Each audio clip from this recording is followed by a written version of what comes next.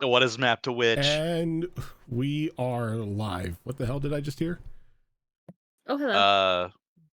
Train heist from Final Fantasy Not VIII, live. and how the original PC version was scuffed beyond playability.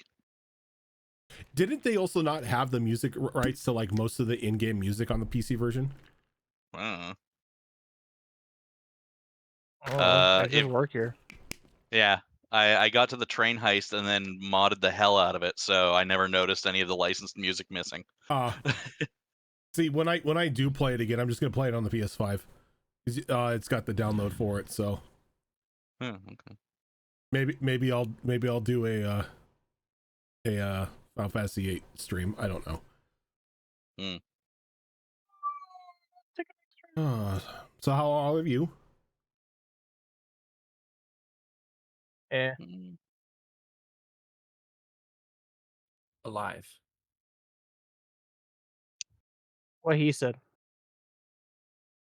Man, Monday just hates all of us. I don't actually know what our orientation is in. Monday? Oh, it is Monday. Fuck. It is Monday. It is.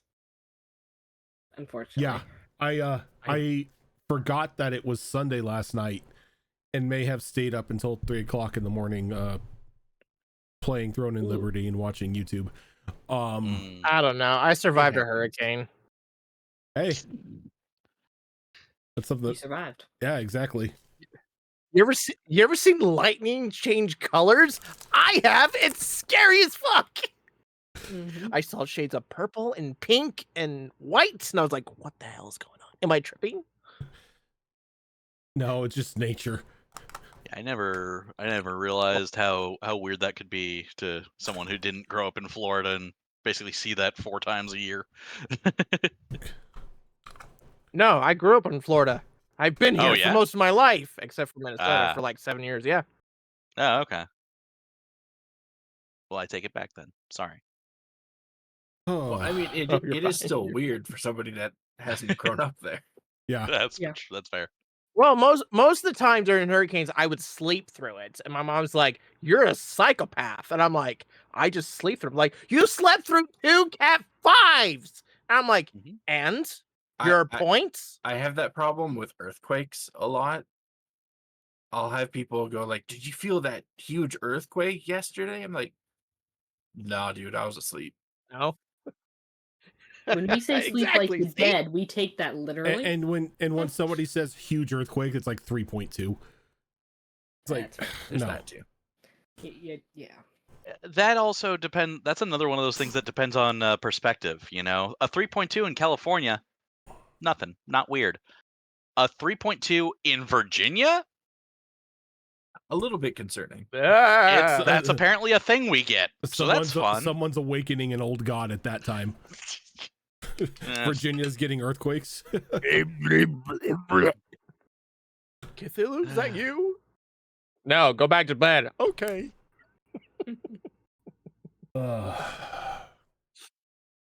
But when we last left off here, there were no hurricanes or earthquakes going on yet. All right. Just holes. You all were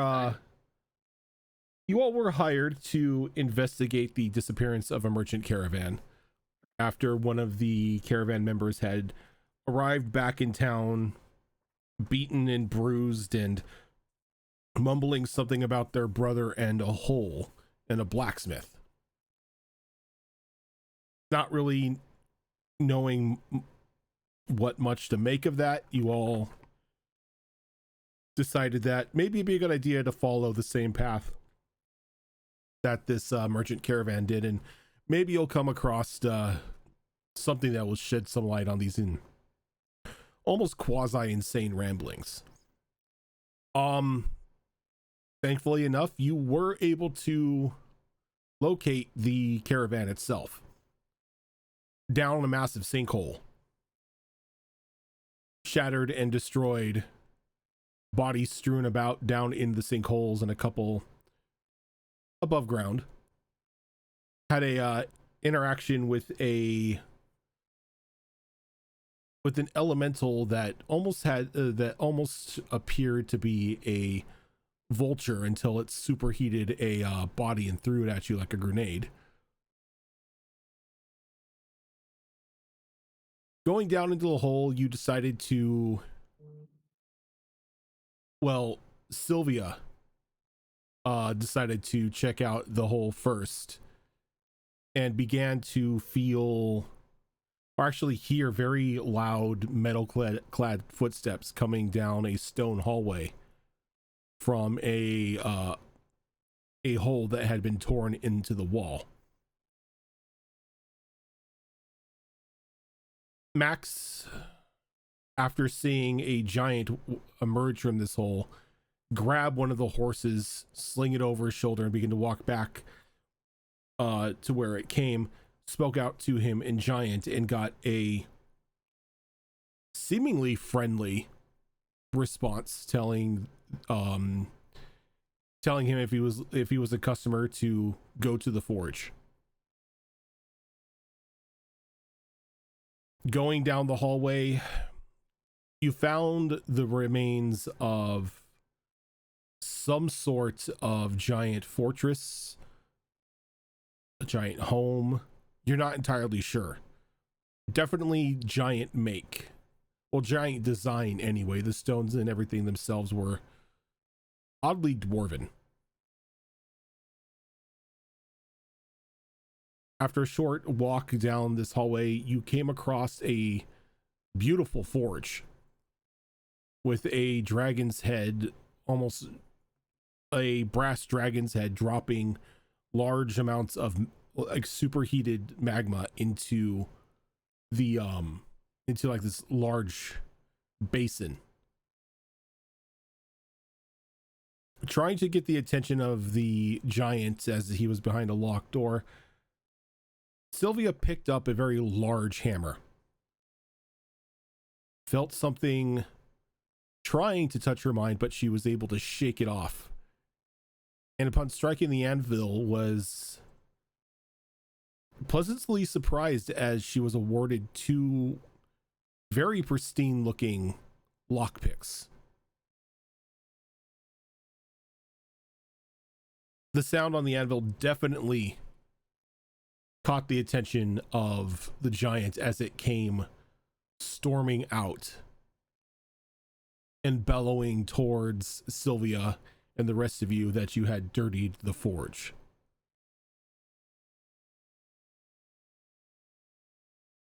As we open today, this lumbering brass armor clad behemoth of a being is standing there almost seething, just staring directly at Sylvia. Its hands sort of like opening and closing into like balled fists, almost as if it was trying to process through its mind what it wanted to do.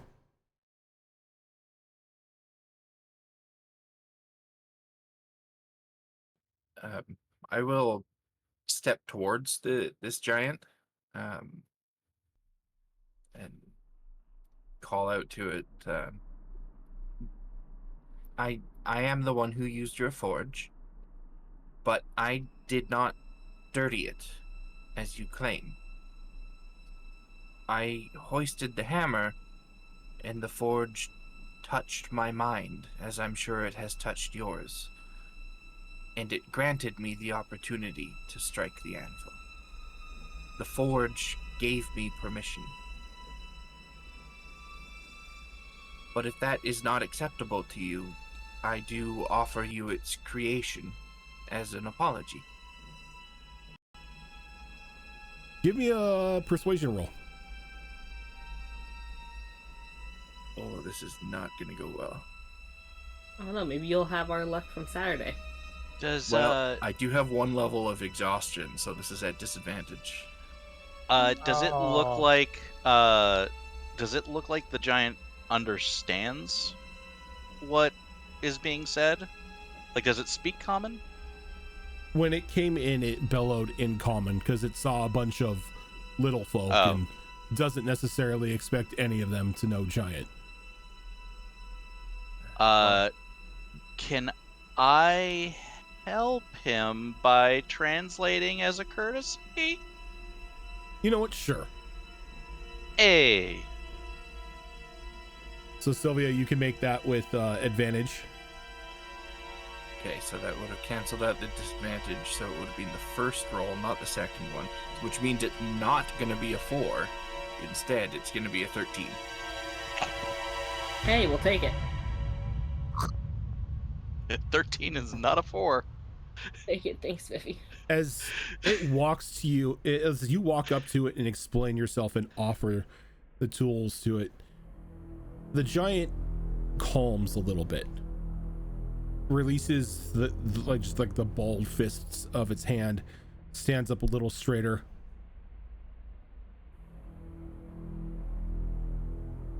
Honesty.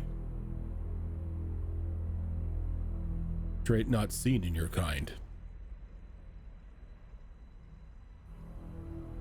Fortunately, that is my experience as well.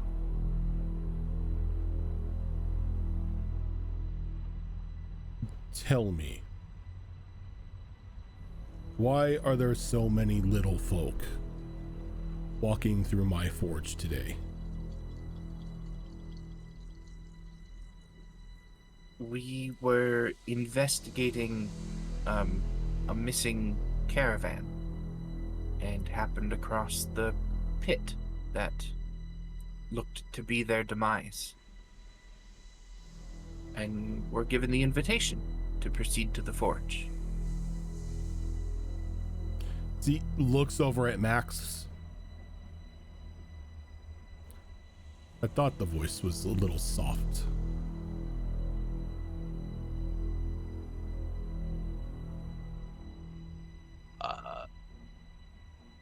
Yeah, I spilt my drink. I apologize. I do my best, but this is not my first language. No, I mean you don't have the body for the language, but your enunciation is perfect. Oh, thank you. Given the look of you, you are not thieves. So I will not treat you like the ones before you.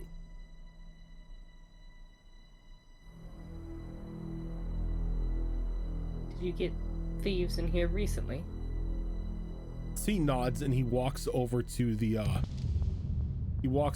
forge and he hefts up the hammer and he kind of like just slowly like runs his gloved hand across the hammer's head, almost like cleaning it off after it was used. The members of the caravan,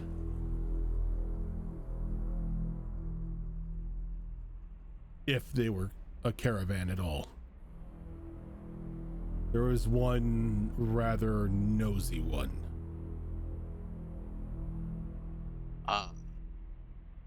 Tried to claim that the forge was an artifact that needed to be studied.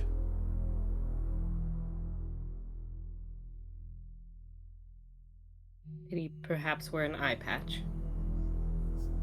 Yes. This thief ordered the other thieves under him to begin to try to unmount this anvil from the forge, claiming it was a piece of history that needed to be studied and displayed. When I tried reasoning with them, one of them thought it best to attack me. As he kind of like points over to just a shattered sword off to the side of the forge. I was able to dispatch all but 2.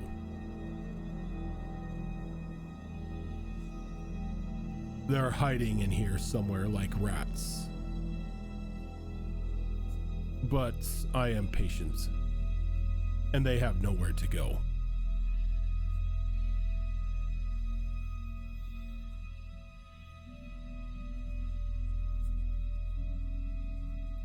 Well, since we were sent here to investigate their disappearance, would you like us to help you look for them?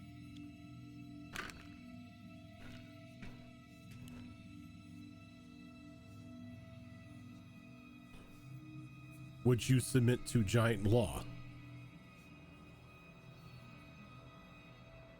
As thieves, by giant law, their fates are mine to decide.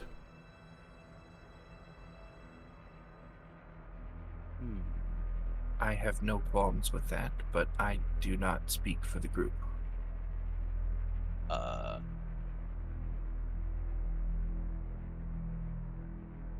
was?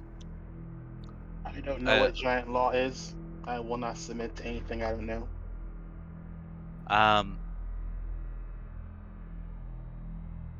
Max kind of like huddles in to the group, just kind of like, what specifically was the job we were given? It was just find the whereabouts, like find out what happened to the caravan, yes? Yeah. And find Pretty much. her brother, Aluna's brother, if he was still around.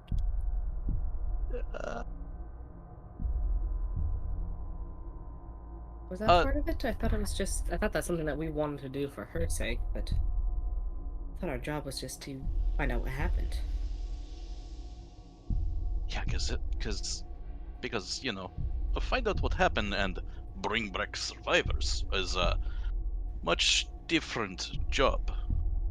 Yes, I don't recall us ever being asked to bring back survivors. It's to find out what happened. Then I have no issues with them having to follow with giant law.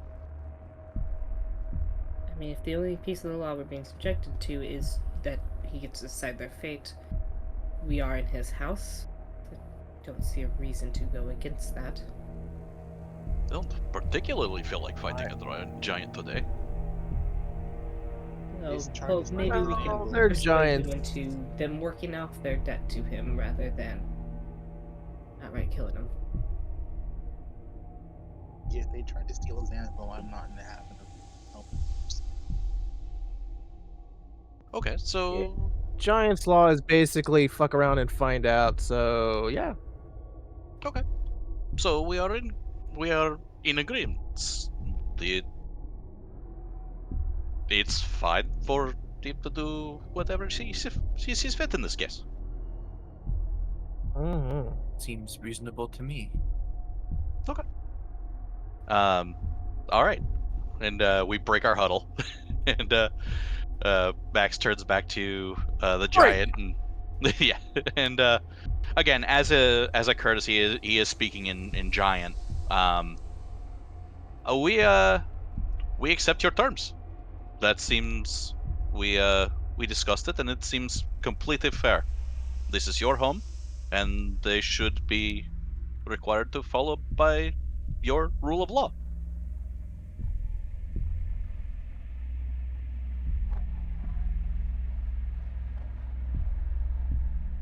Oh, the giant muted himself. I put my Or- book down and it muted me. Honest and honorable. You are definitely paragons of the little folk.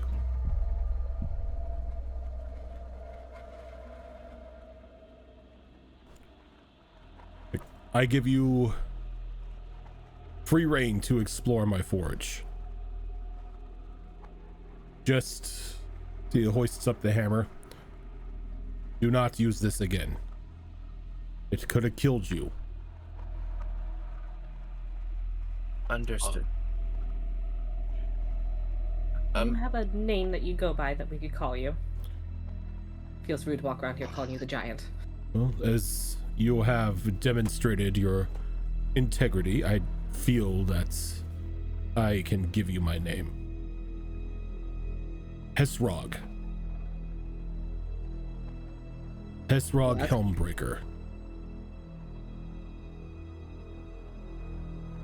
Hesrog.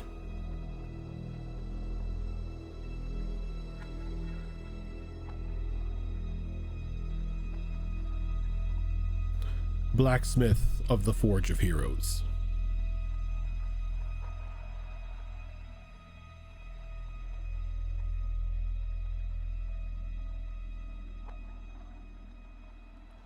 I have terrible insights or terrible history, so I probably don't know anything. But just out of curiosity, the name of that forge, does that ring any bells?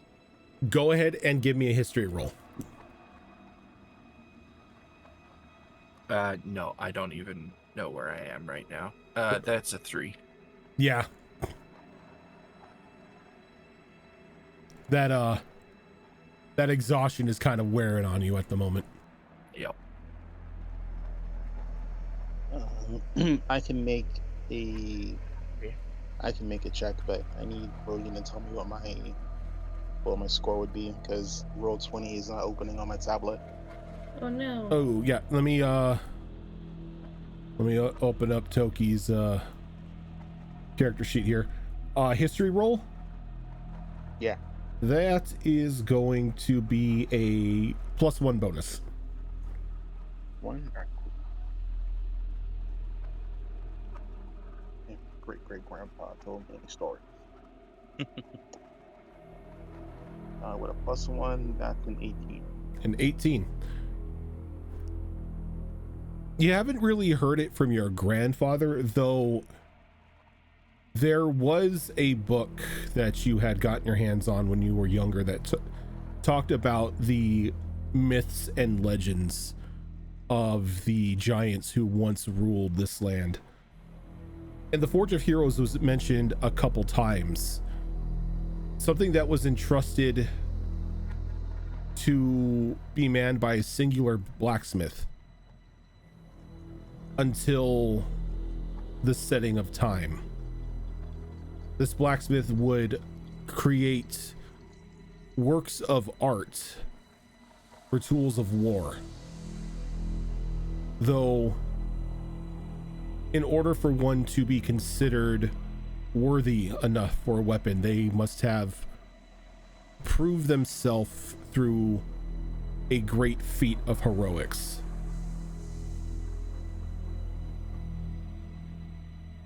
And after which, they would regale the blacksmith with a tale of their story. And if he found them worthy, he would craft them a legendary item. She's going to absent-mindedly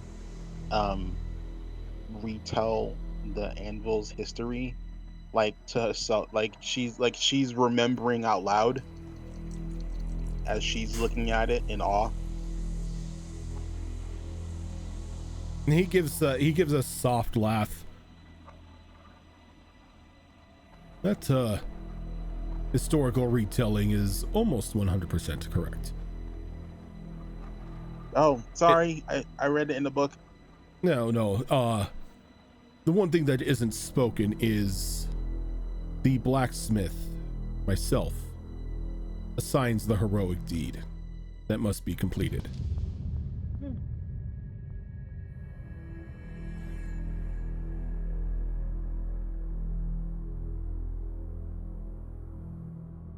And like there's a sparkle in her eyes when he says that. Can anyone be given a heroic deed? Taking a weapon? As long as they prove themselves worthy, honorable, and have the ability to complete a heroic feat. So, how do we prove?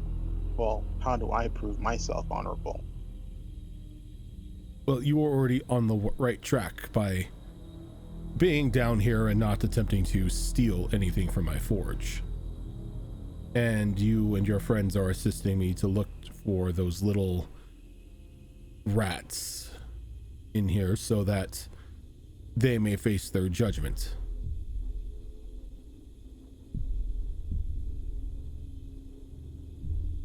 Do this, and then I will consider taking measure of each of you.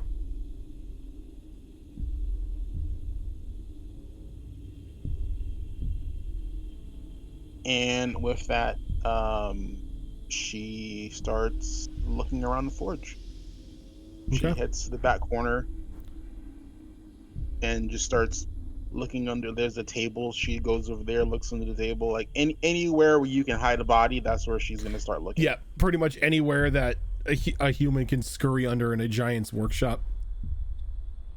And I'll start. In my stomach? I mean, if you're big enough, I'll start at the entrance of this area and start doing a perimeter around the edge of the room. Okay. Following suit, looking in places where a giant may not necessarily be able to see from their height. And as speaking as somebody, well, speaking as a fellow tall person, and Fox can attest to this, there's a lot of things we miss that aren't at our eye level. Yep. I look to the ceiling, because you never know. They could be on pillars. The shrine of the silver monkey. Oh no. You all fail that. Nobody can solve that. That shit's impossible.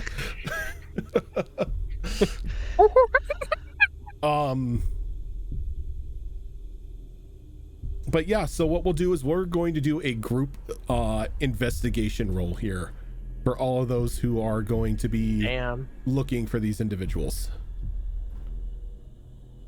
Let's see how this dice does. Yep, so I just need investigation rolls from each of you. It's not terrible. Row, fight the power. That's not the worst. All right. Let's see, going around. Fox, what'd you get? My rolls will pierce the heavens. This exhaustion's killing me. I'm gonna flavor this as Sylvia being incredibly distracted given her history of things messing with her mind. She's really dwelling on that forge touching her mind, and she rolled a 3. Okay, that's fair. How about Asha? Asha got a 15. Nice. Karsha? Dirty 20. Nice. Max? Mine is a 16. Nice. Ooh, nice. And Tokimi? Sweet. I got a 14 on the die, so 14 on the whatever die. bonus I get on my sheet. On your investigation is... That's another +1, so that's 15. So that is enough successes in order to succeed this challenge, as you all minus Sylvia were able to make the DC. Poor Sylvia. As you're looking around, Karsha, you look up at the ceiling, and funny enough, like attached to like one of like the archway pillars, sort of like nestled in the architecture, you see a very almost rugged looking elf with a golden eye patch, sort of just like tucked away in the corner, just watching all of this go down. How far away is he from me? Given the architecture and everything in here, and it obviously being a giant forge, you're probably looking at a good like 50-60 feet up off the ground. Okay. I'm gonna walk over to, what's his name? Rog? Hesrog. Hesrog? Hesrog. The Hesrog monster. Anyway, I'm gonna walk to him, and I'm just gonna like tug on his shirt or whatever the hell he's got. Like he is just covered head to toe in just pure brass armor. And like as you touch the armor, it almost like reminds you of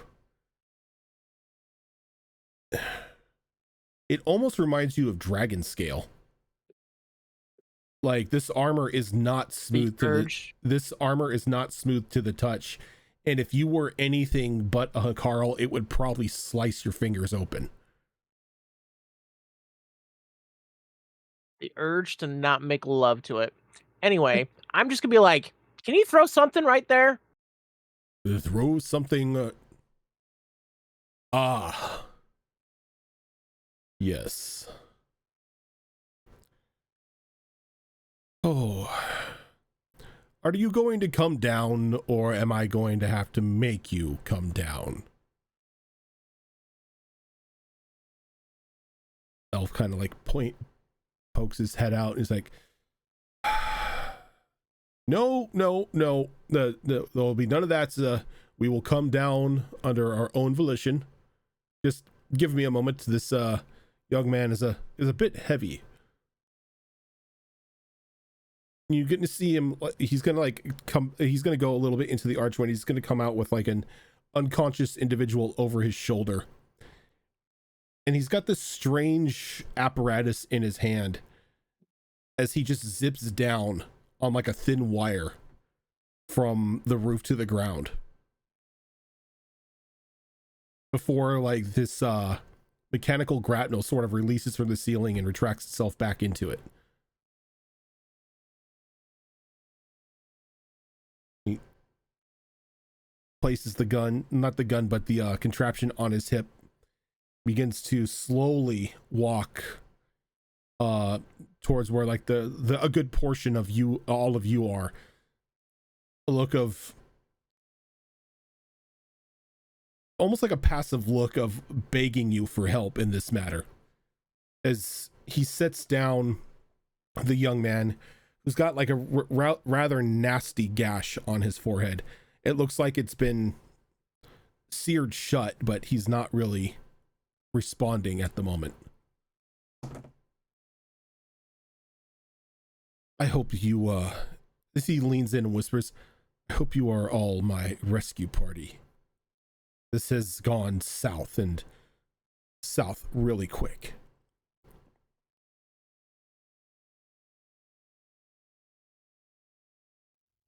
And I'm sorry, you said what is Just to confirm, this is the one-eyed man, right? This is the elf, yes. The elf with the golden inlaid eye patch.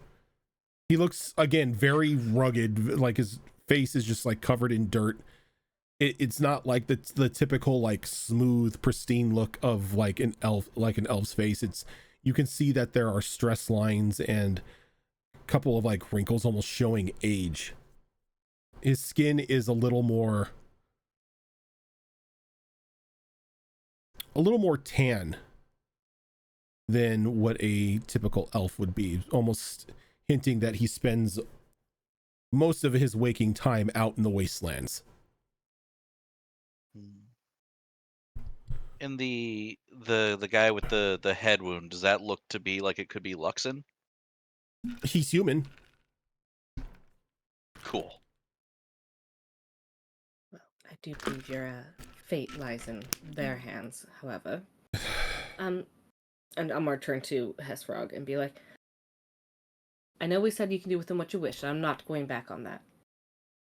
Just part of my belief system is that I believe all life is sacred, and I hope that you can find a way to make them work off their debt or put them to use.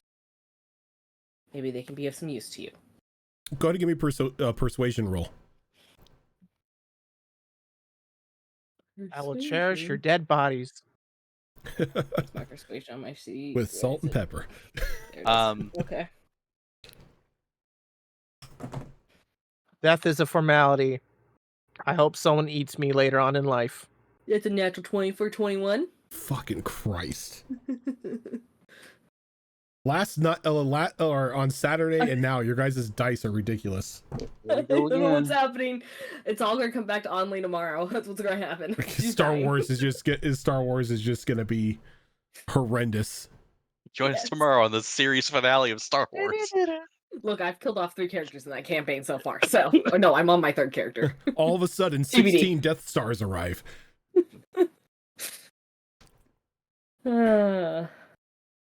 As the giant sort of, or Hesrog tilts his head for a moment and nods. You are strange. Most little folk I know would almost be chomping at the proverbial bit to see somebody be smashed by a giant, yet you beg for leniency. I like that. More people need honor like all of you. Must say, starting signs of true heroes. I'll tell you what.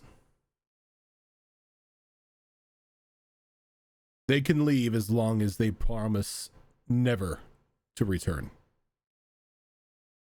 If either one of them even sets foot in this forge again, their life is forfeit.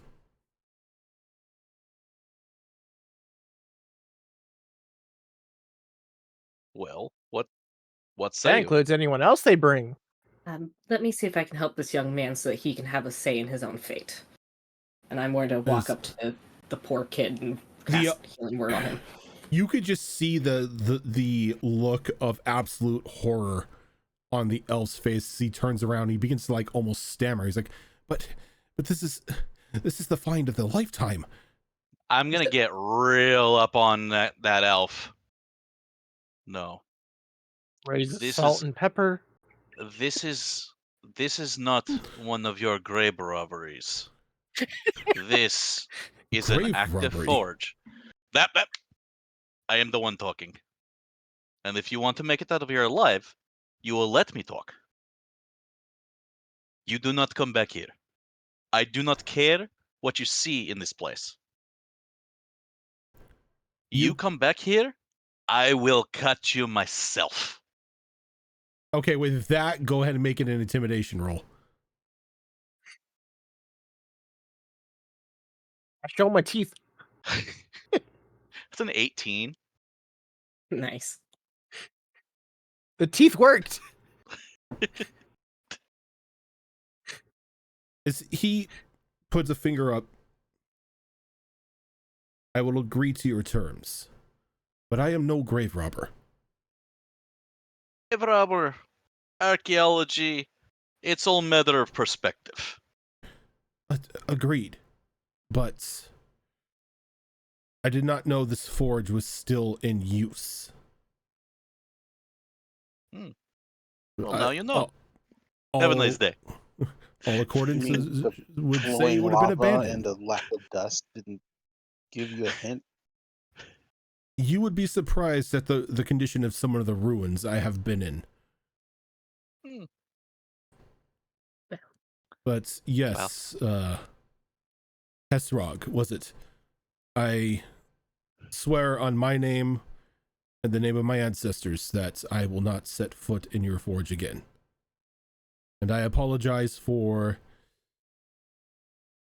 any disrespect that I or those in my employ may have shown you. Hesrog nods. That is good for me.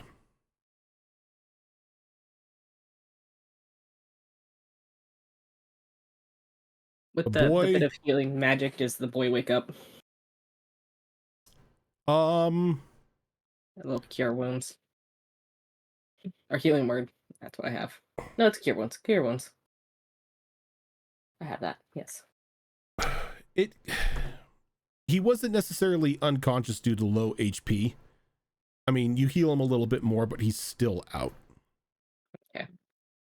As the elves is like, oh, I should have mentioned beforehand, I have sedated him to help ease the pain. The lad took a nasty spill when we originally fell down here. I suggest you make your way to the Temple of Verona and see what they can do to help him. I think there's another every party that is there being healed already. I assume that Augur would be the choice location to head back to. And do prepare your condolences for the surviving families of your employees.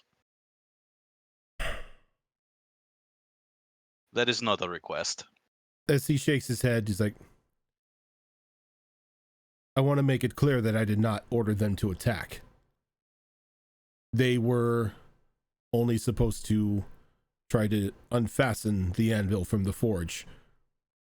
When Hesrog here came in and demanded they step away, they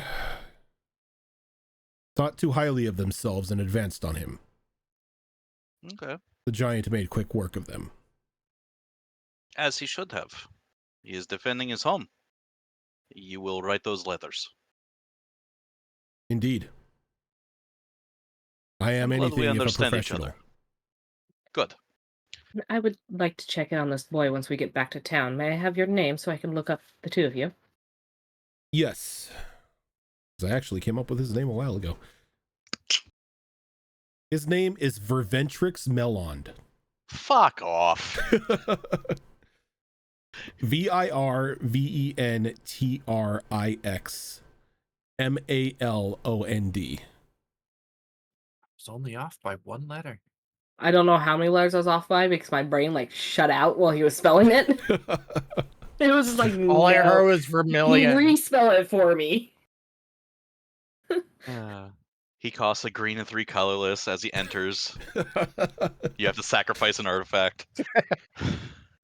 Can I get it one more time for my notes though? Yes.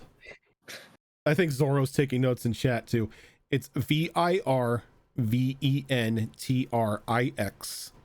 Last name is Malond. All right, thank The you. fuck? Verventrix. Okay. That hurt my brain. Could I discern what type of elf he is? High elf. High elf. Okay, that's what I thought by that sort of name. I just wanted to confirm. Of course, he's a prick. It was a very high elf first name. And what is the lad's name? What was his name? Really hoping it's the brother. If I remember Luxon? correct, if I remember correctly, his name was Luxon, or Luxon, or something of that matter. I only met the lad when I booked passage on their caravan, heading out to Claude. We didn't have much talk from the start of our journey until, well, the catastrophic end. Well, I'm glad we were able to at least give him the opportunity to learn from this mess and reunite him with his sister. Yes, I'm happy the boy at least survived. It's not his fault at what happened. But I will regale you with that story once we are out of here. Did you, by chance, arrive by cart?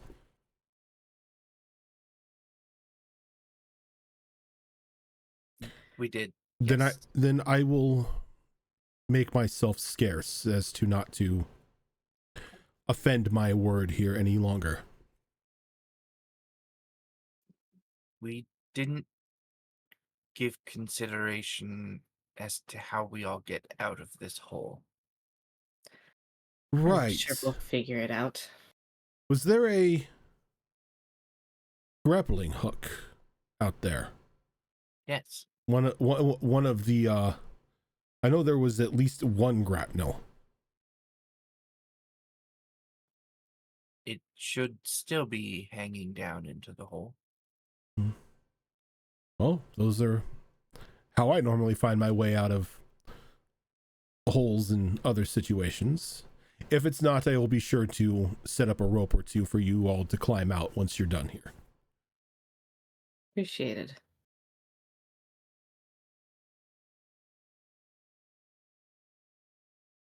He walks over and he picks up Luxon. How do we get back here normally? Because I really want that weapon.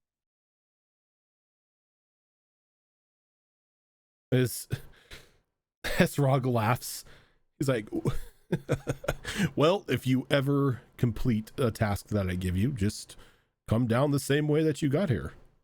Down that hole and through that other hole. Well, I'm afraid that them. Does that count? What's that? Well, we found them. Does that count? No, that was just an assistance to get rats out of the forge. Though, I will say I'm colored impressed by all of you. You didn't resort to violence when I came in angry. You admitted to your own errors. You begged peace, consideration for those who had wronged me. I think you are worthy of a task.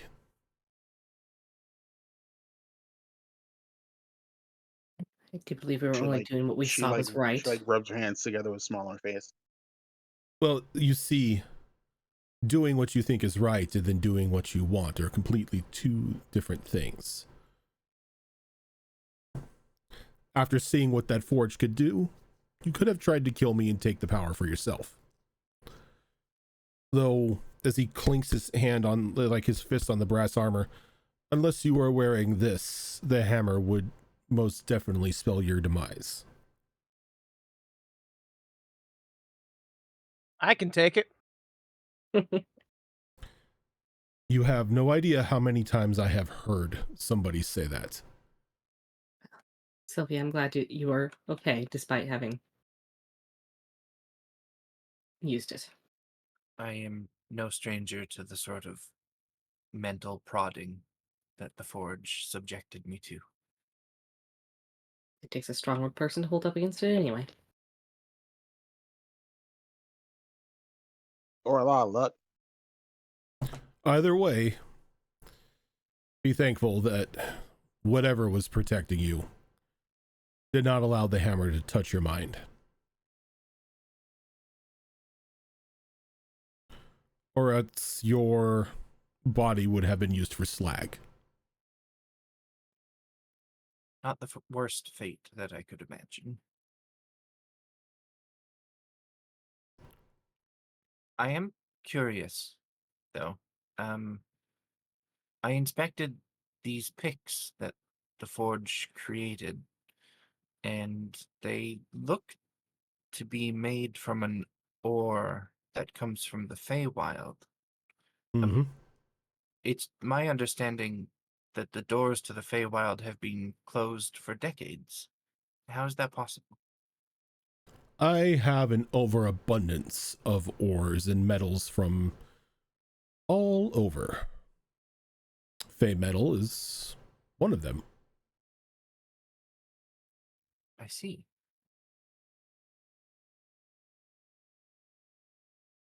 I believe the hammer chose the Fey metal as Fey are known to be tricksters, and, well, what is a lockpick but a trickster's tool? A fair assessment.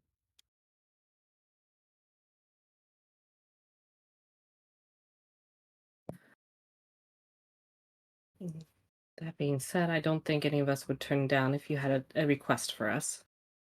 Even if it's just something to help. Oh, no, you misunderstand. It's not to help me. This is if anything, a rite of passage.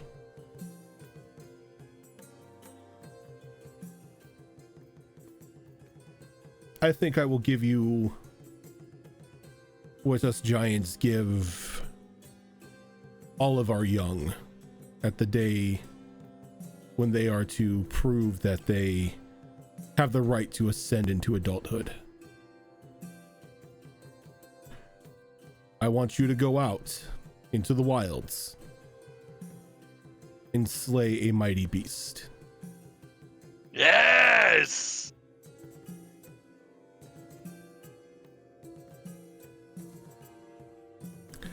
And once you have slain this mighty beast, bring a trophy back and regale me with the story. And if I find it worthy enough, I will craft you something from the forge.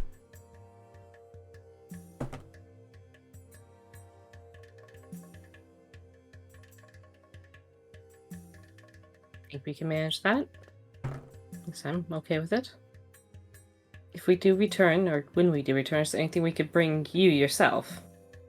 It seems like you've been down here a long time. I don't know if you are in need of supplies or anything. What is the current year right now, by the way? I've lost track.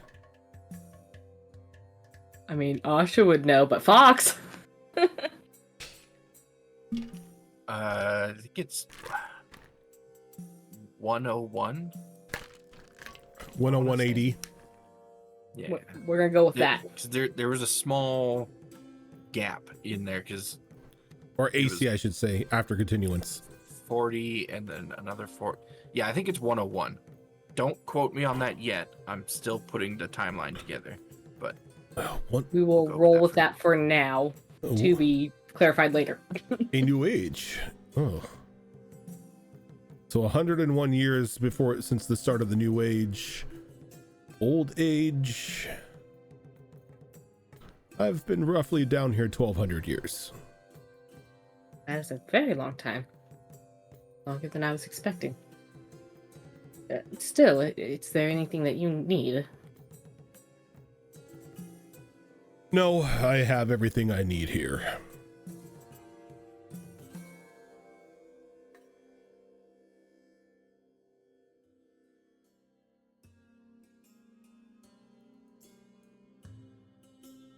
So he kind of looks around the forge. I am the forge and the forge is me.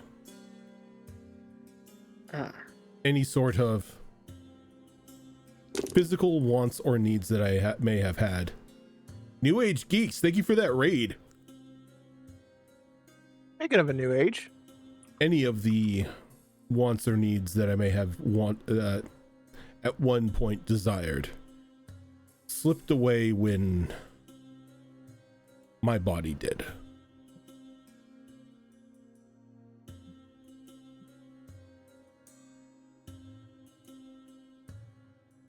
Oh.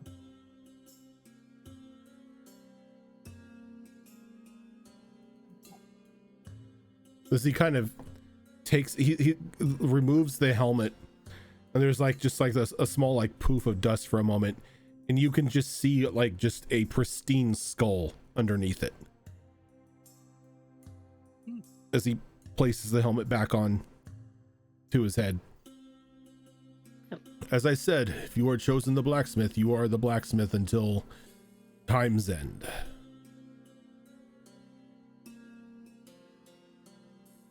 respect the dead. I mean, for 1,200 years, you're not looking bad. I still have all my original limbs, and I'm thankful for that. You know how Except for the rib. Just kidding. You know how hard it is to find giant body parts down here? When everything's sealed off, I'd say pretty hard. Yes, I only have 2 spare bodies in the back. Thankfully, I've never had to use them. That is a feat in itself, to be of this age and not having any replacements. See, again, clinks the armor. It's this tomb.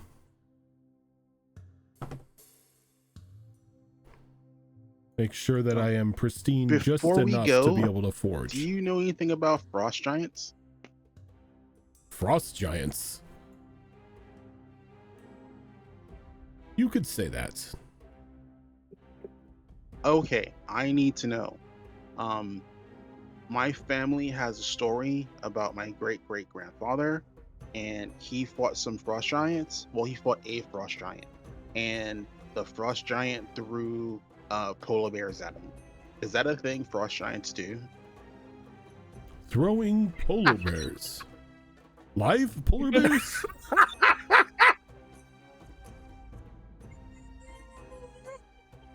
Like, some of my cousins and I think it's just a tall tale. Like, well, we've never seen or heard of like any giant throwing a bear at a person. No, like I asked again, they were live? That is a point of contention in the story. Well, I mean, most of my people, feel that when an enemy is too far away from you, you grab the closest big thing and you throw it at them. So with Oh no, he had a bunch of them on his belt. oh.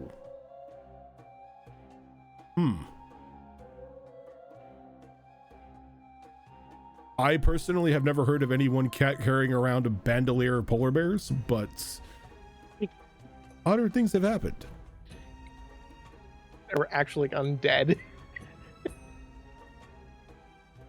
No, the polar bears were dead and slung over his shoulder, and he just whipped them at people. He threw undead polar bears No. that were alive at us. No, the polar bears were dead. He wasn't. Okay, just The wanted to make frost sure. giant that they fought at that time was undead, though. It was an undead frost giant. Gotcha. I totally sold out that giant. Bandolier Way too much in my bears. brain. That's a new one. She thanks him. She's like, at the next family reunion, we're gonna have to like clarify some details. I'm always happy to talk with honorable people.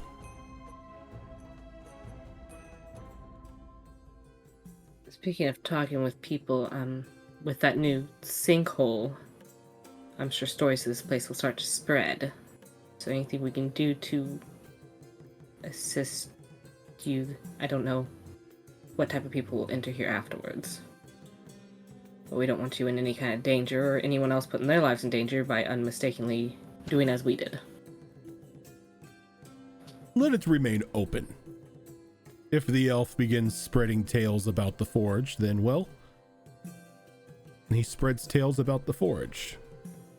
Maybe I'll meet more heroes. If not, it lets me get my exercise in.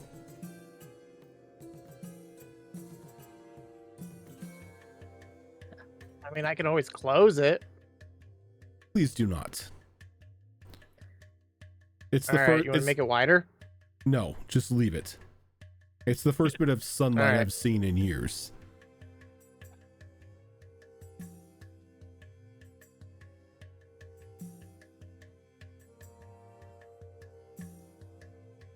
Very well. I think we have done as we were requested to. We have found out what happened to the cart. It is The true. caravan. Let's get this one back to a writing desk and that one back to a hospital bed. Oh, they already left. Absolutely. Let's get out of here. Let's make Max, sure did they I didn't ever take tell our you about carts my and friend leave us old here. Jimmy? Old Jimmy? Oh no, not Jimmy. Old Jimmy wouldn't shut up about his wares. Apparently they're cursed. And she just keeps talking as they're leaving. Before we leave, I'll turn back to Hesra and be like, it was a pleasure to meet you. I'm not sure if any of us gave you our names, so at least I'll give you mine. Mine was Asha. It I was hope to nice. see you again one day. It was nice meeting you, Lady Asha. Oh, and Tokumi goes, "Oh, that's a thing, right?" Oh, we totally forgot to. Like Tokumi just like waves, like very happily, and goes like, "I'm Tokumi." It was nice to meet you, Tokumi.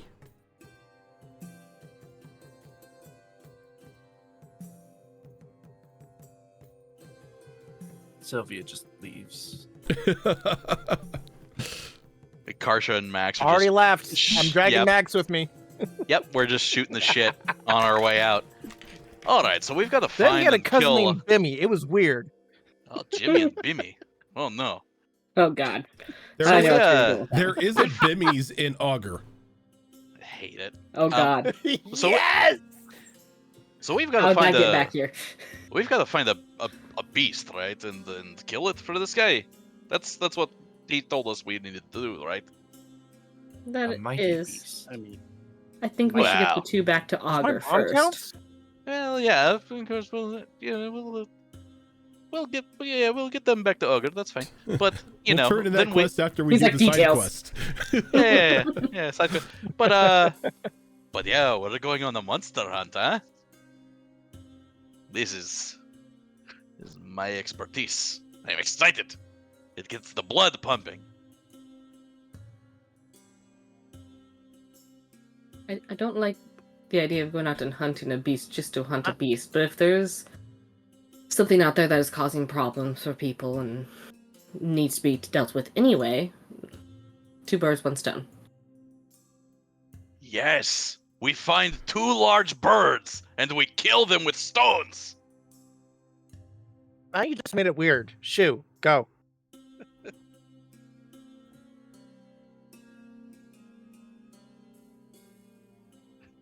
I saw that fucking magic card you made, Spiffy. Love it. It's funny, he steals your artifacts.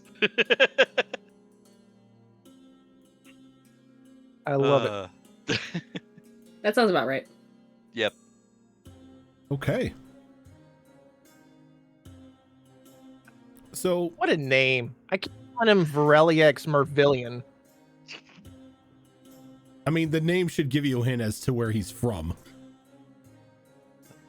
I got It's- nothing. It's douchey enough.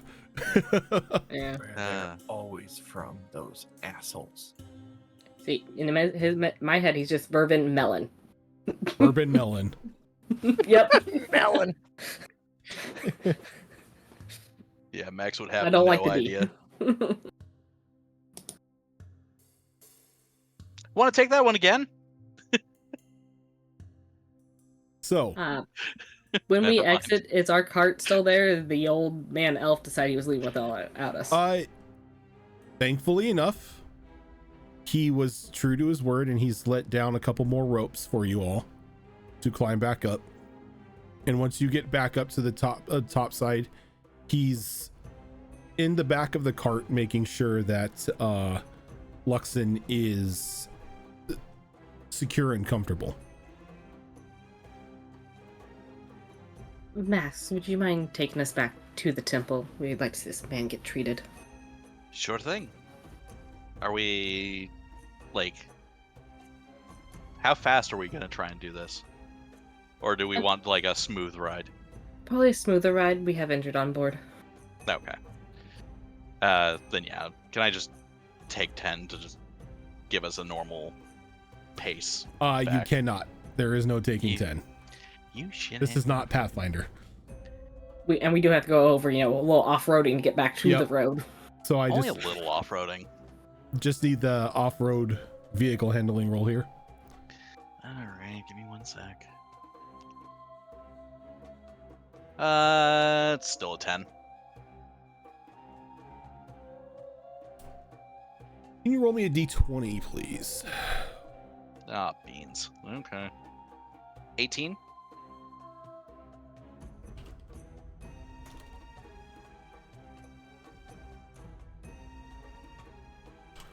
$18.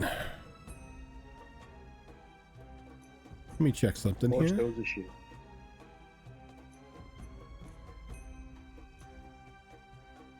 It's that damn bird. He's come back from Where war. He's like are a crow. they? He remembers us. Ah, there they are. Perfect.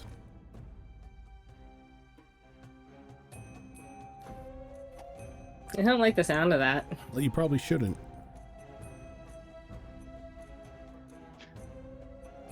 I am going to be moving you guys to a map. Ah, beans. Oh, I actually don't like that. That means I actually have to pay attention to roll 20. I mean, yes. Just to look at the beautiful map that Fox made. My man. I mean, the detail on this thing.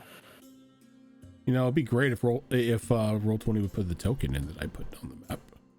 Absolutely not. Have a terrible day. No. Storms and then. Okay, I just realized that's a dust storm for the map.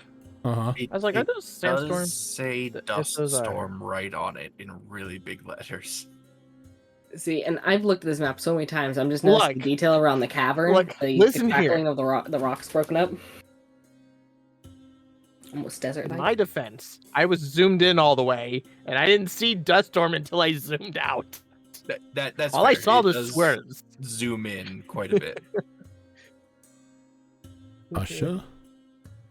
Karsha. Max. Asha. Asha and Arsha? Toki.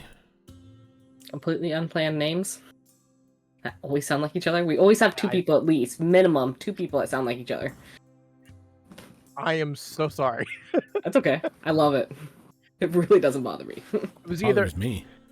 it was either Karsha or Meat. That would have been pretty funny. It would have been. Look, just be thankful it's not Dice 2.0. No. No. I think they really would have just been meat. At least you didn't almost accidentally just name your shark Shark, like I nearly did with Shara. Really? Did you? It didn't occur to me until well after I named her that it was just 1 letter off of shark. That is true. I only just realized that that's now. funny. Oh, I like I think that. it was actually Zoro that pointed it out to me, and I was like, wait a minute. would. You just had it like autopilot for the name. Naming a character is usually the last thing that I do, or if a name just like comes to me as I'm building the character, it's something that I let happen very organically, and That's fine. I guess she just wanted to be a shark. That's fine. Hakaro literally means shark. I mean, That's that's fine, it's a race name. kind of understandable, No. given it's a race name, right? It makes sense. Just give me a second. I am getting tokens here. Oh That's man. fine. There's a plural on that, guys, just so you're aware. It said tokens. Meaning there's more than one. He's Or pissed that we didn't fight the I just want to point you giant. guys out. I'm just letting you guys know that I might be a druid, but I don't heal for shit. That's okay. I'm a life domain cleric. Yeah, Oh yeah. you have the We're- healer. We're level 3. We don't do anything yet. All right. And I've played the Max, clerics that don't heal before, so I get it. Max, the whole idea of fighting some sort of grandiose monster of legend in order to like earn yourself some sort of weapon that is fit for a hero is just playing in your mind, and you aren't really paying attention to the road, or the lack thereof, I should say. And as you're going off-road a bit here, the horses come to a dead stop, kind of jerking the entire cart forward as they begin to panic a little bit, as 2 giant scorpions sort of like dig up out from underneath the ground. It's fucking rad scorpions. I Yep, hate those things. fucking rad scorpions, man. Yeah. Oh, geez, I'm zoomed out way, and all I see is a square. Give me a sec. Yeah, same.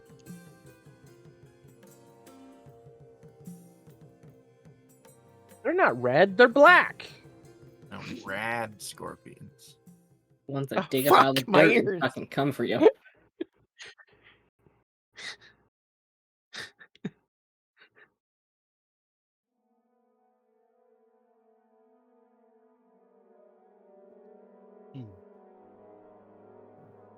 Make character sheet somewhere useful.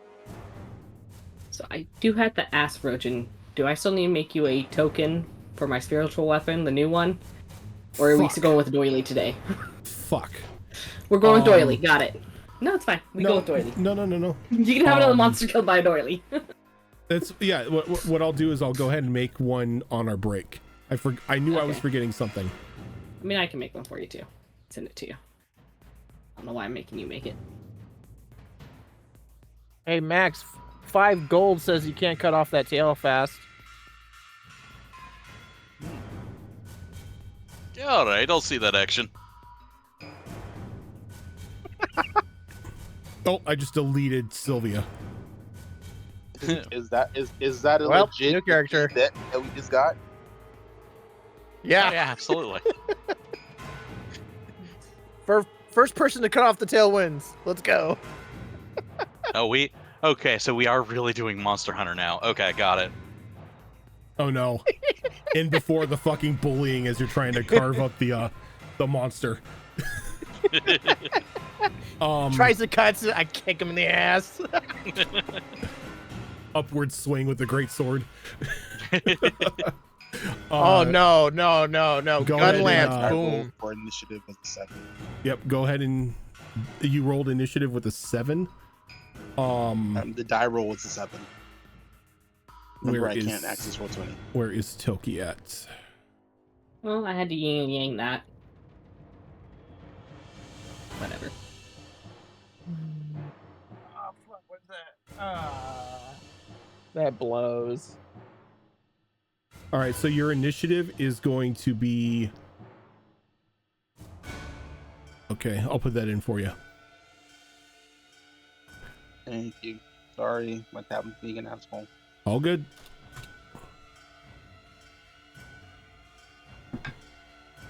Ooh. I hate you all so much. Because I'm trying to find my number, and you guys do it every time. You say you guys. We know it's one person. I know it's one person. There's my, oh, Sylvia. Yeah, that exhaustion, because initiative is an Yeah. ability check, Holy right? shit. So, Did you roll a 1 like I did? I did. Yeah, I had to pay for my nat 20 earlier, so. Here's the dice are I turning, thought Rogen. The my dice are roll turning. was bad.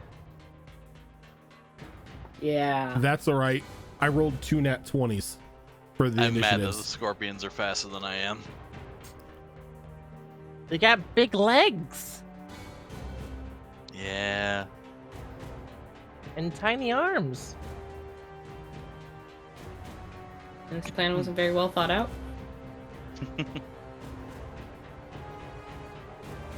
Okay, so I think we have everybody here. Ooh, Sylvia, damn. Yeah, that is exhaustion's really killing me. That's rough, buddy. All right, well, we're gonna start off with the scorpion here who's gonna come up. He's gonna make attacks against one of the horses. Well, All right, one claw is going to hit. The other claw is going to hit. And the sting is going to nat 20. Jesus. Oof. Oh, we're down a horse. not Hope the church officially doesn't yet. mind. 15.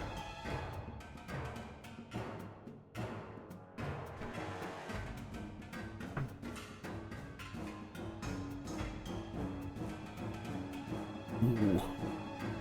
Uh-oh. As this horse is just pasted, as it Oh, does good. a grand total of 31 points of damage. Yep.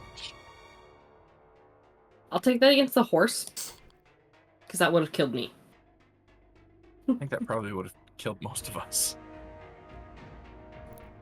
I would have still been up. The only one. Eh. Against now 2 of these things.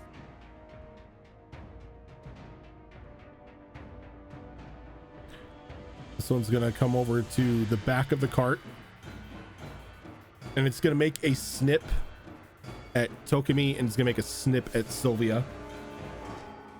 Rude. Because you are technically high ground at the moment, it will be at disadvantage. Yes, I'm employing high ground rules. It's over, The Anakin. high I want ground. to use a reaction when it comes in 10 feet. What are you doing as a reaction? I would like to cast Halo Spores. Halo of Spores.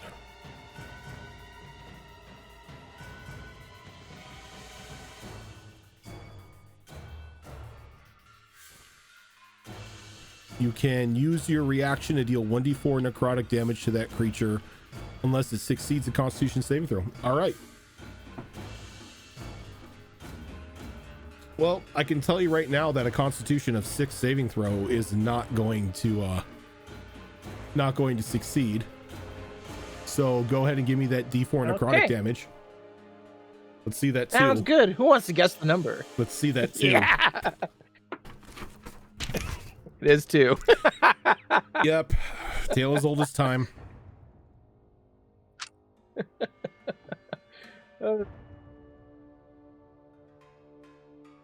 You may continue. I just Yep. wanted to be like, boosh.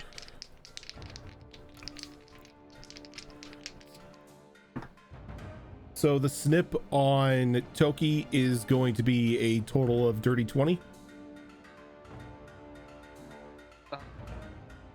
What's that?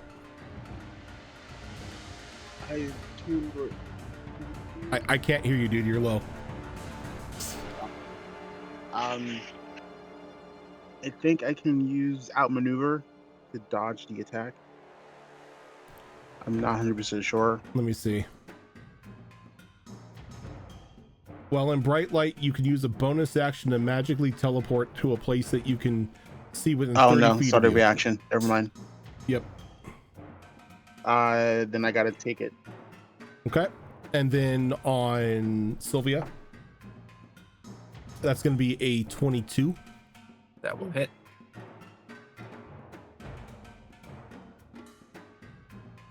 And then Sylvia, it's going to make a sting attack at you as well. But I don't think a 12 hits you.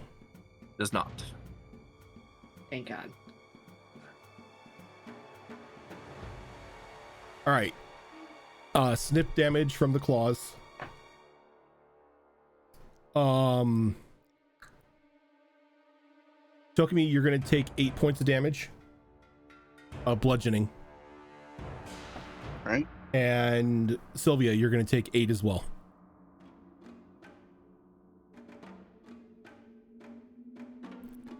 Max. I have 2 questions. Okay. One, do you use the flanking rules? No, flanking rules do not apply. Unfortunate. Because All flanking right. is bullshit. Flanking is awesome. I don't know what you're talking about. Anyway, Can somebody take that magic card that Spiffy made and just make a token of that guy's face and send it to me real quick? Yeah. I have a couple of notes anyway. Because I forgot he's here. He might as well help. Roll his initiative. Damn, that's a good initiative. It'll be a while before I come up with an initiative anyway, so it's all good. All right, so 5, 10, 15. Let's see if I can drum away from the other horse. I'm just gonna schlorp around here. Should be flanking with this horse, but and then I'm just gonna attack this thing with my swords. Your swords? My swords. Your curved swords? Yeah, we're gonna try and take that tail off, but God damn let's see if I hit it first. The first one to claim the tail. You heard Karsha. Well, that's true. Yeah, I got 5 gold on the line. Thank you, Zoro. Did Zoro do it? Yep. She's fast. So I have a 19 and a 16. Both will hit. Shit hot. Okay.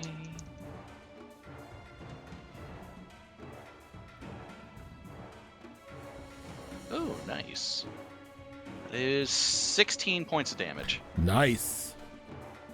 Slashing if it matters. Not for these things. Cool.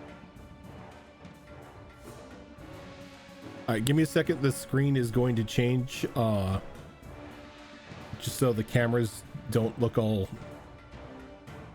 distorted as I right-click and save and everything like that.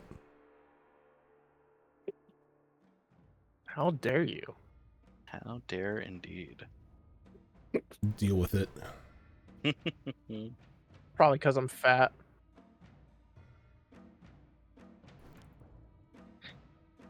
Ah! Don't drag PDFs into here. No, it doesn't like that. Like I just instantly break roll 20.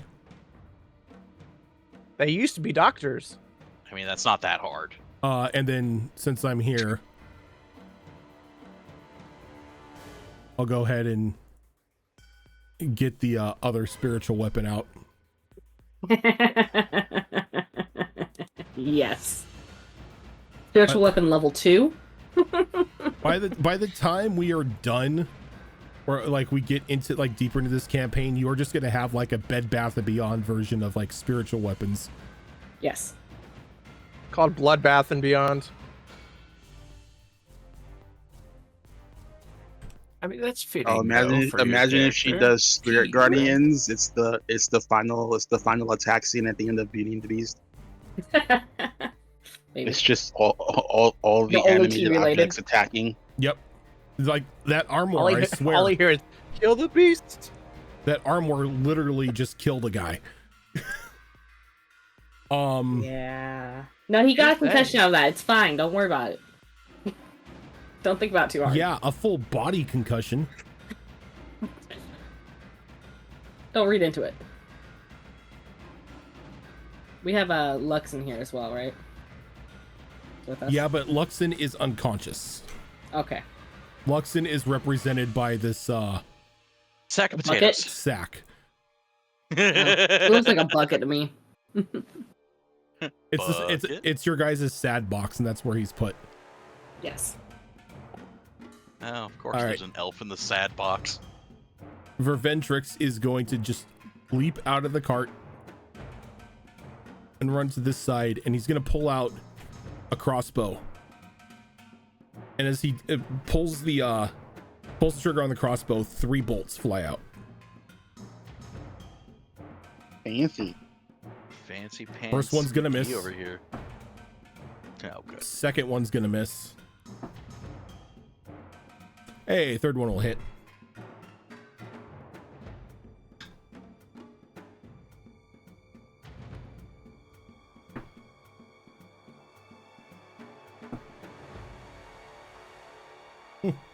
Okay.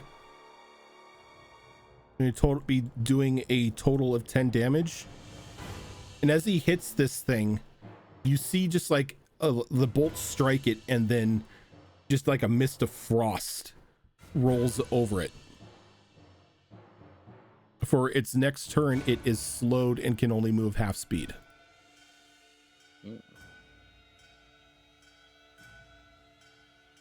Toki. Man, just imagine if those other 2 shots hit. Can you confirm for me that my chakram are +7 to hit? Your chakram. Xenomonk Princess over here is a +7, yes. All right, cool. So I'm going to pull out my chakram and attack with my regular attack. So that's a 19 for that one. 19 will hit. And then I'm going to spend a point of key and flurry of blows as a bonus action.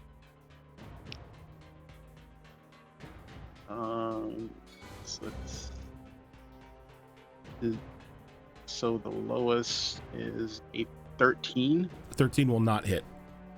All right, so the 18. Yep, and that's 1d6 plus 5 damage. Right, so that's 2.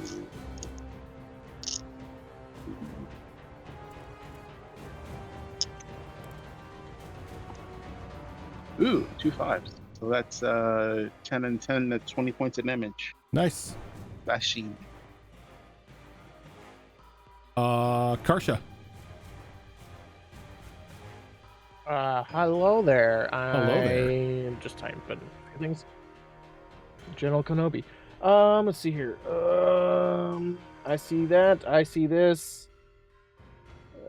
You went for that. I'm gonna go for this guy.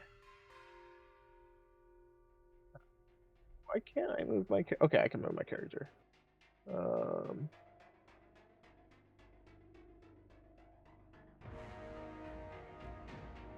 I am gonna move 5, 10, 15, and I want to grapple its tail and rip it out. Okay, you can give me a grapple check for this time because that will be your action. I will gladly do that. So this is just going to be a flat out. This is going to be flat out strength. Alrighty. You motherfucker.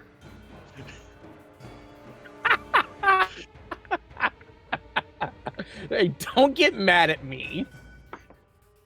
I'll take that. 19. 19. Give me a second. Ooh.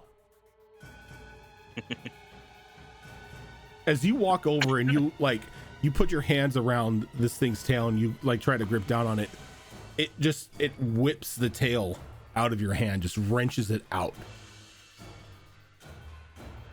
You bitch. Not so easy now, is it? Hello, Evie. I'd like to see you try.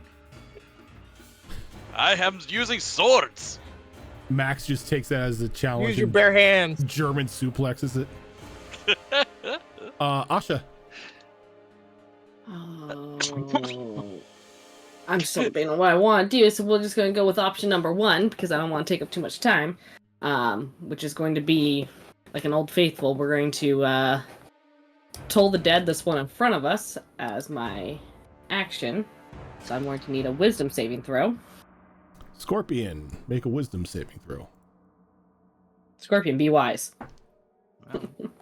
Okay, that Probably is not gonna a natural 20 for 19. Okay, so nothing happens because savers suck. My bonus Scorpion is action wise. is going to be to pop out the spiritual weapon, which this time, after watching it like one hit one of our horses that we need for the cart, she's going to take it a little more serious than the last fight. So she's going to bring out what looks like, what are they called? You know those things that have the metal chain on T-strainers. So, but instead of a round ball at the end of the chain, it looks like a metal phoenix. Now the picture I have looks like a duck because that's all I could find. But For everybody who wants to see what instead of a duck, it's a phoenix. And it's going to appeal by the one permanently next to Max. Oh, next Next to Max. And most you'd think use the bludgeon, but no, it's going to whip around. That hook is going to try to attempt to dig into this thing. Okay. I'll use this die again. That's not bad. Let's see. Melee spell attacks, which are +6 for 22 to hit. That'll hit. Alright, and then it does...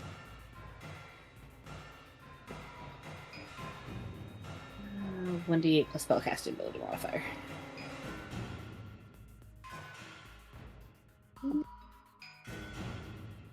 So a total of 10 force damage.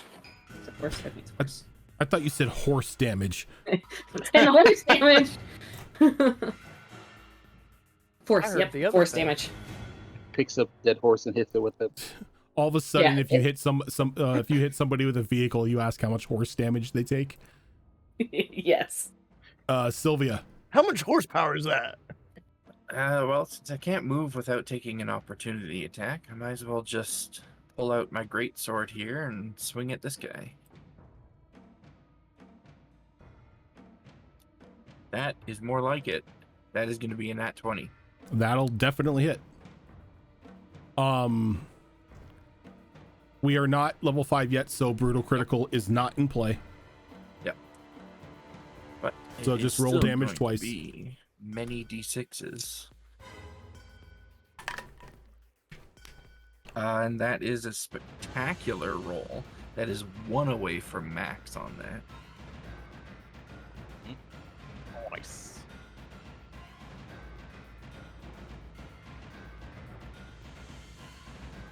That is going to be a total of 27 slashing damage. Question, are you aiming for the tail, trying to claim that that bounty, or are you just striking it? When Karsha assaulted it, did it turn to face her?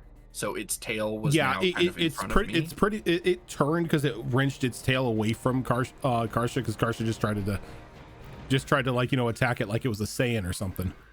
Then yeah, because that would be the closest part of Okay. its body to me. So that's what I would attack. So you swing the sword and it cleaves the tail clean off. And as it does, the tail sort of like does a little flip in the air and then lands inside of the scorpion. And the scorpion dies.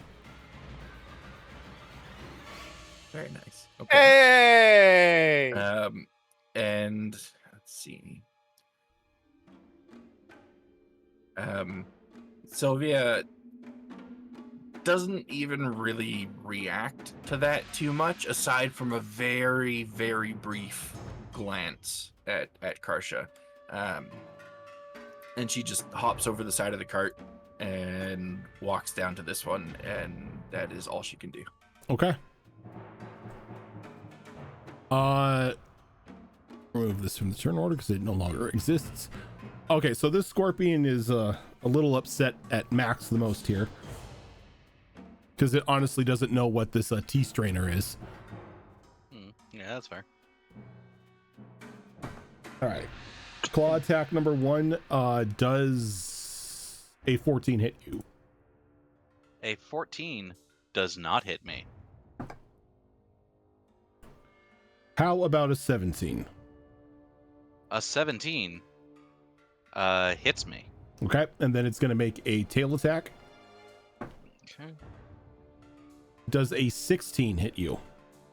16 does hit me. Okay, so for the first hit for the claw, it's going to be 8 bludgeoning damage.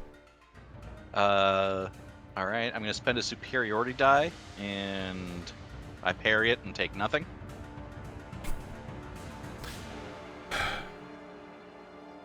Are you turning every fight into an evil moment here? That's the idea. Okay, and the sting. Mm-hmm. You are going to take. This is going to be 11 points of piercing damage. Mm-hmm. Depending on how you want to rule this, I still had 4 damage left over from my first parry. Does it say that it carries over? It doesn't say that it doesn't. Here, let me click the thing. So Yeah, you can... click parry. Let me read parry.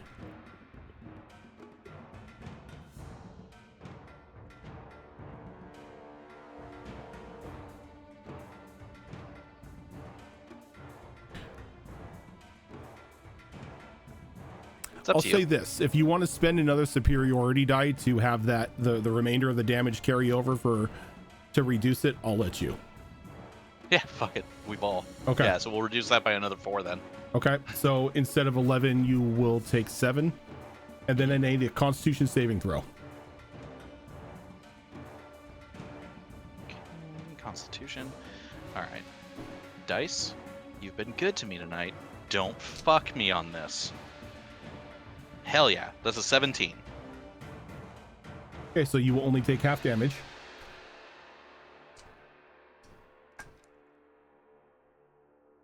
Oh, right, the poison. The poison. From the scorpion.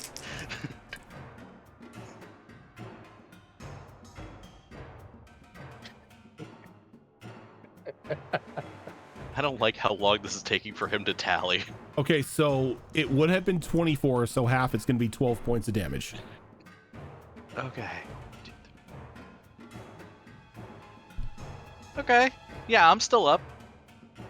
I didn't hear no bell. Max. All right. There's second one right verse. next to you. Yeah. Second verse, same as the first. Oh shit, yes. Okay. So that is a 20 and a 22. Yes. Okay. And then it's these two. Less damage than I would like. A total of 12 damage slashing. Total? Okay. Mm-hmm. It is still up. Unbelievable. fortunate. Preventrix is going to go down here, Miss. puts his crossbow away, and he pulls out like this strange, like almost looking sensor of an item, and he turns it to the side, and he just underhand tosses it between both Max and Sylvia.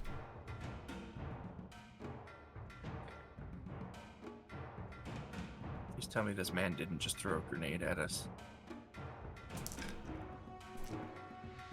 And that's what it looks like. They did us. You might be a little mad at us after what we did to him. As this sensor comes to like a stop, little vents pop open from it. This green gas begins to mist out from it. As both Max and Sylvia, you're gonna be healed for 7 hit points. Nice. Oh. Here I was getting ready Now to Asha has yeet so a many fucking questions. throwing axe at him. Toki. As part of a move action, can I like acrobatics on top of the cart and to run forward to the front? I mean, technically, you're already on the cart. Well, I'm in the cart. I mean, is it hooded or not hooded? No, it's an open cart. Oh, it's an open cart. It's an open cart. Okay. Yeah. We all keep making that mistake. Okay. Look, you got it from the church. It's a cart. I'm used to hooded carts. Okay. They gave you basic bitch cart. Yeah. Yeah. So I'm gonna like just fucking jujitsu forward and just leap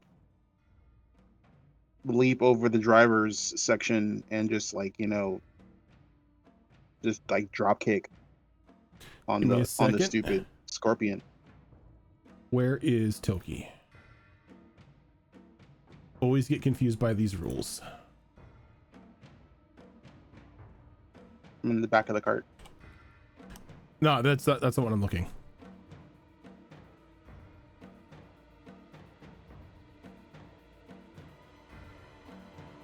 I can move 40, so I can totally get the front.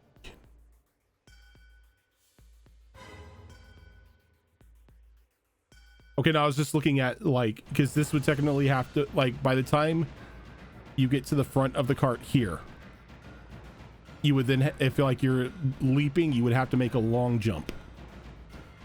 And you can cover the number of feet up to your strength score if you were to move at least 10 feet, which you did. Your strength score is 12. Mm-hmm. So you'll be able to like jump kick it if you want to try to drop kick it. And then I'm just going to put you there. So yep, totally. And that's the D4. No, just land her on the horse corpse. just backflip onto the horse corpse.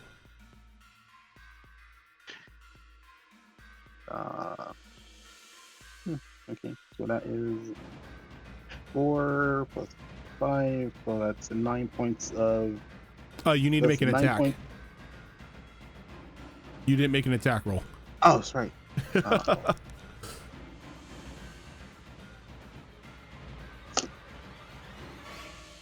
17 plus 6. Yeah, that'll hit. 17 and 6, So, 23, yeah. All right, 4 and 4 and 5. 9. 9. So it's 9 points of bludgeoning, and then it's still up from that. Yep. I am going to spend a point, my second point of key, and I'm going to Flurry of Blows. Okay.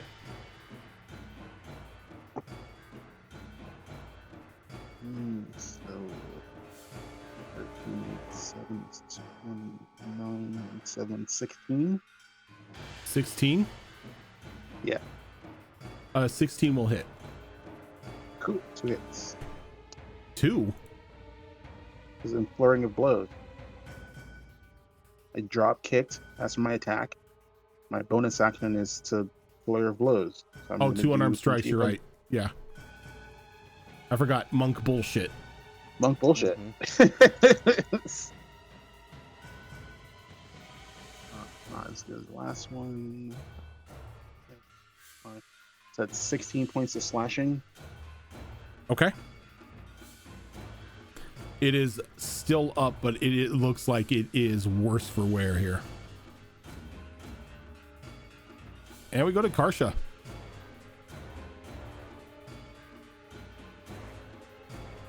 All right. So realizing that I am not having any action whatsoever, I'm gonna see if I can do this. Then where's my ruler? Okay. Fucking Street Shark is gonna steal my kill. I'm gonna try Better to. to have the street shark do it than the tea steamer. Right. I mean, if I won't owe the tea steamer $5. Technically, you owe Sylvia already got the Sylvia tail. $5. Yo, So Sylvia got the $5. tail. I don't Sylvia got recall. I don't recall them being part of the bet. You just didn't hear her. That's all. I'm still gonna give Sylvia 5 gold. I made the bet, so Nah, and that's perfectly fine with her. She's just gonna go ahead and raise her hand out, and she's gonna cast Eldritch Blast. Yes. Nice. Eldritch Blast. Yes. Eldritch. Magic Like, bullshit. you remember Eldritch Eldritch. Blast? You remember that spell? A stream of ice cold I air do blasts damage from with your ice cold outstretched beer. hands. Oh my god. This is awesome. I've been waiting I for someone hit to use you this. with slitch malt liquor. That was like I that was forgot- my bear's favorite attack. I forgot Eldritch Blast was a thing. Yes, my bear make a ranged and spell my attack. and my beer paladin. Yeah, give me a second. He deals cold 45 It is a damage. 19. No, 19 will slitch hit. malt liquor. All right. He's getting scorpion drunk. The only other acceptable beer would be Pabst Blue Ribbon. No, see, no, you're not Well, giving before them the- you're not giving them like good beer. This is like fucking Coors Light or some shit. Yeah, slitch malt liquor and Pabst Silver Blue Ribbon. bullet! That is not good beer, sir. No, but And for the but damage, Coors Light is that'll- worse. sorry, Go ahead, In an unpopular. Oh, go ahead, Groudon. How much damage? that'll be max damage for 8. Okay, Nice. so Karsha out of nowhere You son of a bitch. runs out, brings her hands together, extends like one palm, and just all of a sudden the very pungent smell of almost like stale alcohol just fills the air as just the stream of beer just blasts out and slams into the scorpion. Scorpion kind of wobbles for a moment Hey, drinks on me! and then dies of alcohol poisoning.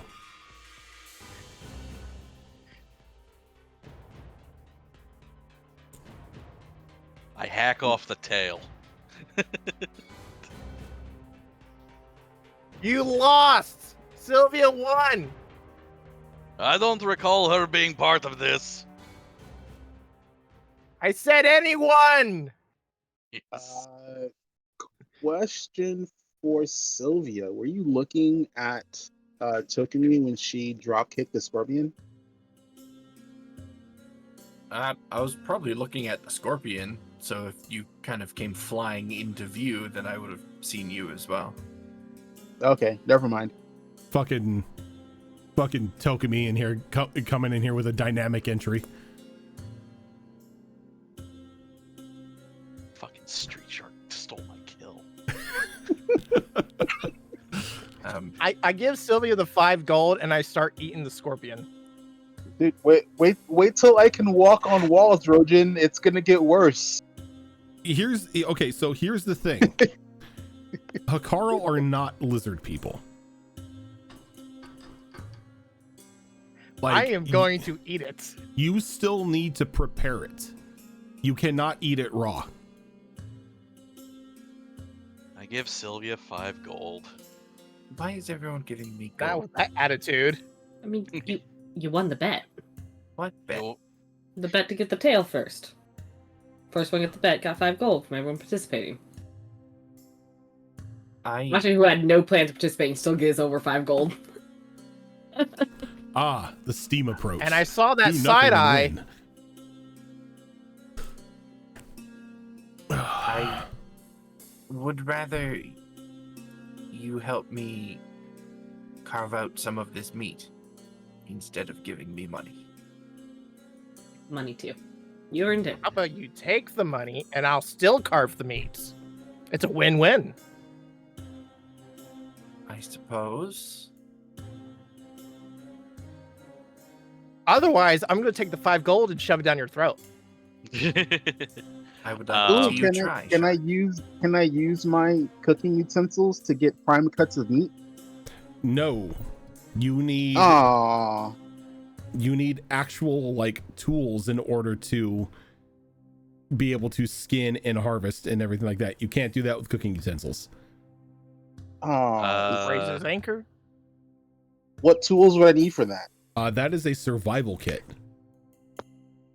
survival Alright. kit. Well, I have a hand axe. I mean, you definitely could use like a hand axe or something, but you're not going to get the best cuts. You're going to need like a survival knife or something like that, something that's specifically meant to cut and carve animal carcasses. Yeah, we can. I will mean- say this right now. Only one person can roll a survival roll per creature. How heavy are the scorpions? They're decent size. They're I mean, heavy, dude. like you're probably looking at just like that scorpion alone. It's probably about a good 100 pounds. We do have a cart. That's full of people. People can walk. True. I mean, Yeah. with the exception of the one guy with the head wound, like the rest we of us can can all- walk. They're also dead, so we can also ride on top of the scorpion. Yeah, We but, also I only mean, have we a also single only have horse one left. The horse. scorpion has armor. Yeah, Oh yeah. yeah. Well, Like, so my thinking is we load both of the scorpions onto the cart, and we just take the scorpions back and butcher them in town. Well, we shouldn't waste the horse. As Reventrix walks over Take and the he's horse like, with us. he's like, "Oh no, don't worry. I'll get the horse up and running here in a moment." So he lays down like Oh, yeah, a it's small mechanical. box and he pulls out a set of Tinker's tools and begins to work on the horse. I'm going to. Oh, that's observe right. The him fucking horses are mechanical. very closely. Oh wait, they are? Yeah, Yes. they're like Yeah. Oh, the, they're forgot. mecha horses? they're like the horses Oh. from Vampire Hunter D. Because Oh, then- actual horses die because they can't stand the frontier. That's right. That was the whole fucking pod racing discussion. Max has Tinker's tools and is proficient with them. Sophie, do you still want to help cutting it up now, or you prefer to do it back in town? I was just gonna collect some scraps from it, but if we're gonna take it back to town to be properly carved, that would be preferable.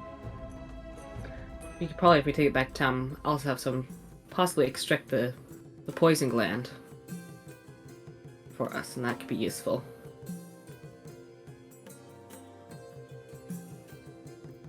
Okay. I'll assist Urza over here with repairing the Urza. horse. Fucking Christ. Okay, so if you're going to assist, Mr. Melon. yeah, Melon, if you're going to assist him, it's gonna greatly reduce the time it's gonna take in order for him to get the horse up and running. So you've got about a half hour's worth of time before you're able to set out once again with two functional horses. I think between the 4 of us, the rest of us should be able to load these scorpions up, right? Yeah, but and Yeah, you, Max is you not like a strength guy. you like load them up and then you stack the other one on top with like one scorpion on top of the other, and it's pretty much now the scorpions, and Luxon in the cart, and that's about all that can fit. We fit one more person. Is he on I'd like top, to like, laying them like suggest that Reventrix rides with Luxon in case he wakes up during the trip. It's even like you put the first scorpion in, and you noticed it's going to be very snug for even Luxon in there. Like he will have no room to move. Let's just hope he doesn't wake up. Is there a like co-pilot seat in the front of the cart? There's a secondary seat for the cart. All right, so yeah, Urza can ride with me. He's just Urza now. He's not a Lord High Artificer, dude. We don't know that. He might be. Yeah. Just over here with fucking healing grenades and shit. Magic crossbow that he can't actually use right because he only has one goddamn eye. Oh, you use one eye. As we are now walking alongside this cart, I'd like to go up to kind of the front where Reventrix is sitting. But that grenade thing that you threw out with the smoke, did you make that yourself? Yes, I carry a series of those with me. You never know when they'll come in handy. Is that something you'd be willing to share how you made it? I'm very interested in something like that. I could give you a rundown of the basics. Are you pardon me, this is technically our first time meeting. You wouldn't happen to be an artificer, would you? Unfortunately, no. Mm-hmm. It would be hard for you to create one, but I wouldn't mind separating with some for a price. That would be wonderful. What would that run me? Let's get back into town and we can hash things out once we're in a more hospitable area. Understandable.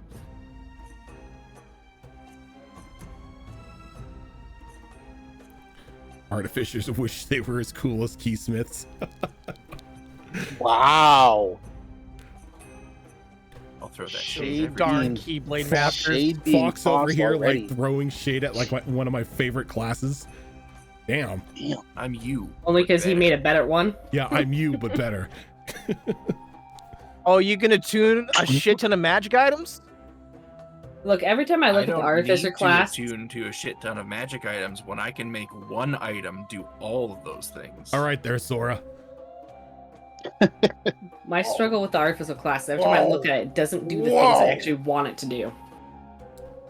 That's why you homebrew it. Yeah.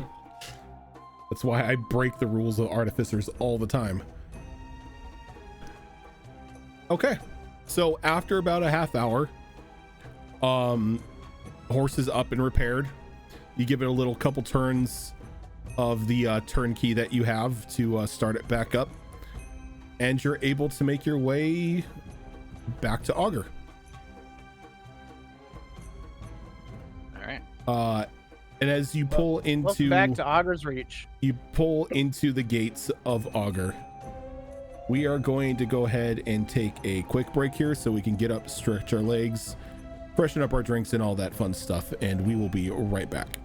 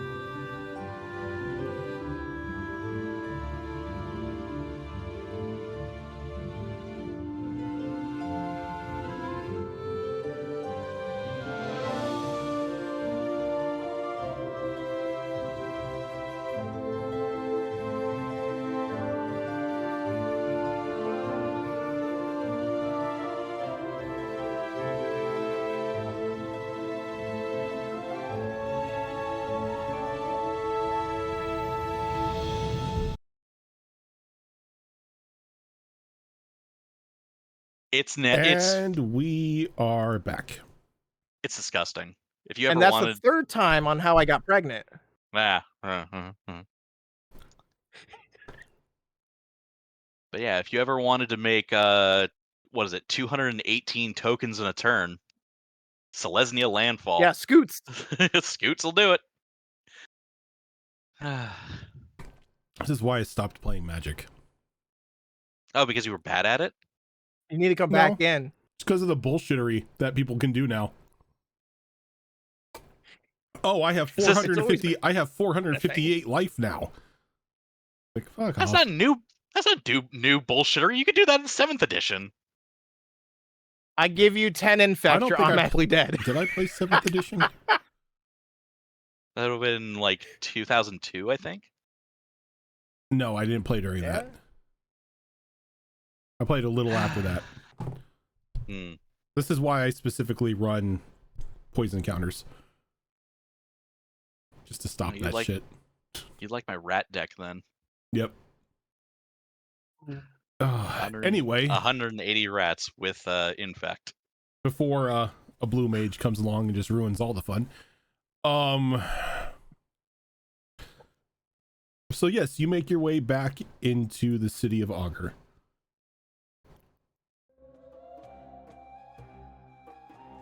Taking both Luxon and Verventrix to the Temple of Herona, so Luxon can be looked after and receive the medical attention that he needs.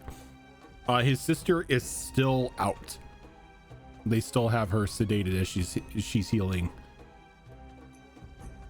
When we drop off Luxon, I would also let the attending clerics know that he is her sibling that she's been calling for. And after hearing that, they take him and they put him in the bed next to her.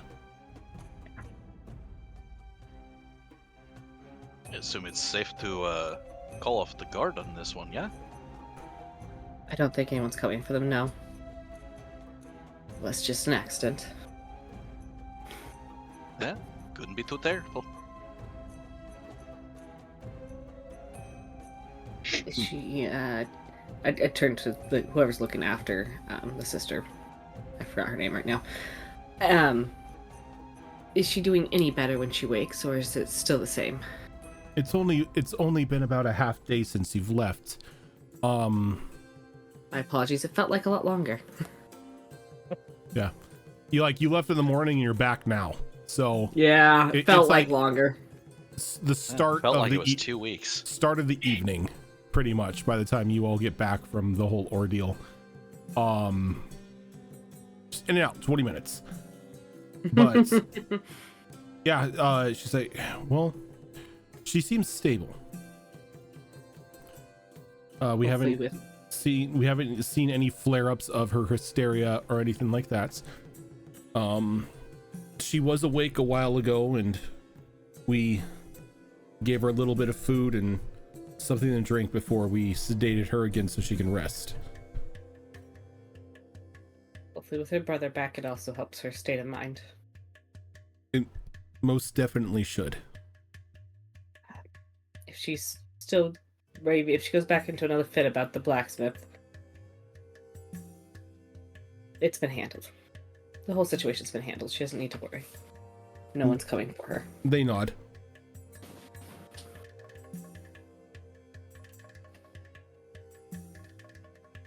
Oh my god, I think Tilt did a thing. Oh no. Tilt, what did you do? Who'd you do it to? Verventrix, after getting checked over, stands up and adjusts his coat a little bit. If you need to find me, I will be... Oh, what is the name of one of the establishments here?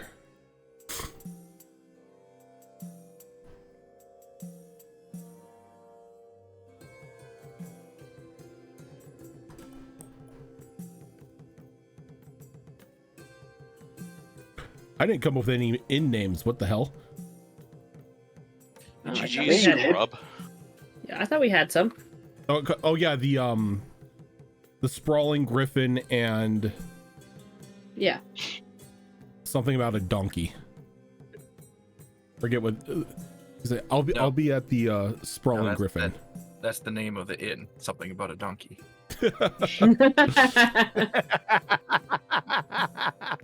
I'm at that one. I will be at the Sprawling Griffin, getting those letters that Max has suggested I write. That's a polite way of putting it. I'm trying to not make you sound like a brute, as I understand where you are coming from, and first impressions between the two of us were not great. But if you need me, I will be there. Until then, it was nice meeting you all. Thank you for pulling my butt out of that fire. I'm glad we were able to help. No need for loss of life when it can be avoided. And he walks over to you, Asha, and he reaches into his coat, and you hear a clip, like a click off of his belt as he hands you one of those healing grenades. All you have to do is turn the bottom 3 times, throw it out, and it'll do the rest. Thank you. How much did you need in exchange for this? Oh no, this is a thank you. Consider it a down payment for saving my life. Stop by the Griffin in about a day or 2, and I'll have another 5 ready for you. Thank you, I appreciate it. So these grenades, when they activate, they will heal 3d4 hit points to everyone, to all friendly allies in a 5-foot area. Like a 5-foot radius? Yeah. So pretty much the squares squares. around where it lands Touch. will be coated in that mist, and anybody in that mist will heal 3d4. Yeah, it did reach you guys. Okay, yeah.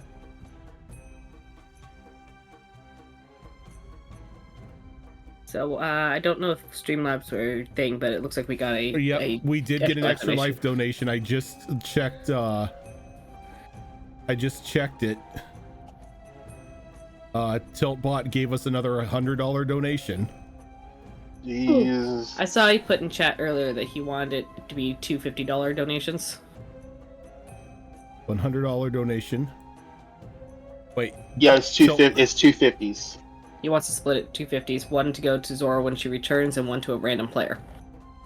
A random magic item? Yep. Okay. Yep. Come on, hand axe of returning. I think I wonder why to Zoro. Weird, right? Odd. Cause he's probably in the doghouse or some shit. He's probably in trouble. He's trying to buy himself out of it. Damn. Can't just be a loving partner or anything like that. It's all got to be trouble. Nah, I He says you could give him away. So I was in a committed relationship. I will do this. Once. I know the tricks. I will do this. Wow, Tilt. I'm going to. So there's what, 5 of you here? Yeah. That's a D10 halved. It is. Look, Tilt, I'm already skirting the line of being a Sith. You don't have to do anything to me on Tuesday. All right. Spiffy. You will be the other recipient of a random magic item. L to the yes. Hand axe of returning. Hand axe of returning. Hand axe of returning. Oh yeah, you're new to my games. I don't use the shit that's in the books. That's here. No. I make monstrosities is what I make. We get the Rojan shuffle. The Rojan shuffle. Breaking Yeah, quiet. it's basically like, the D whatever of like the plethora of fucking items you have in your journal somewhere.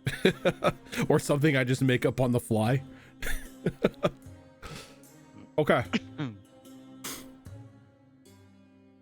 So, as Verventrix walks out, excuses himself, and heads to the Sprawling Griffin, you Asha all does thank him are before he goes. all are free to do what you wish. As you're back in Augur. I want to find a butcher and have the scorpions butchered. Okay, I have a question for that. Mm-hmm. Are you having them butchered for their meat? Or are you having them or are you taking them to like a tanner or something to have them like carved for their parts? So you can only do one of the two. Are you harvesting One? You can one for one. Yeah, you can most definitely do that. You can harvest them for food. I'm asking the party. I'm asking the party 1 and 1.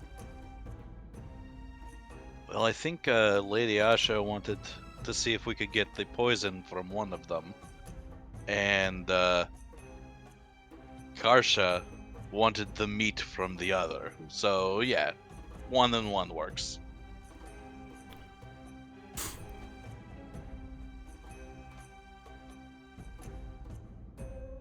If you grill it right, it does taste very nice. Okay. So I will say that taking them to a tanner or a butcher, you will have to pay. Mm-hmm. It's going to be 20 gold in order to have them professionally taken care of. So if you both or each? Each. Oof.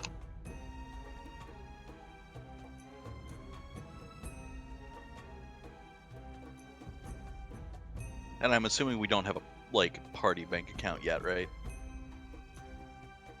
That tends to just happen, yeah. Like somebody just acts as a record keeper as to like how much of a group fund you guys have. We could return to the Mercenaries Guild to get our payment for this job first, and then use money from that payment to get them butchered.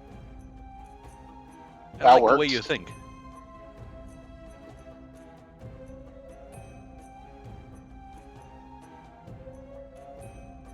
For being a bird person, you're not really bird-brained. Is that racist? That sounds racist. I think it's specious. Insensitive. I didn't come up with the phrase. So you make your way back to the Mercenaries Guild and you give Belton the rundown as to what happened. He looks a little perplexed at the I have to ask, do you mention the blacksmith at all, or just that they fell down a hole?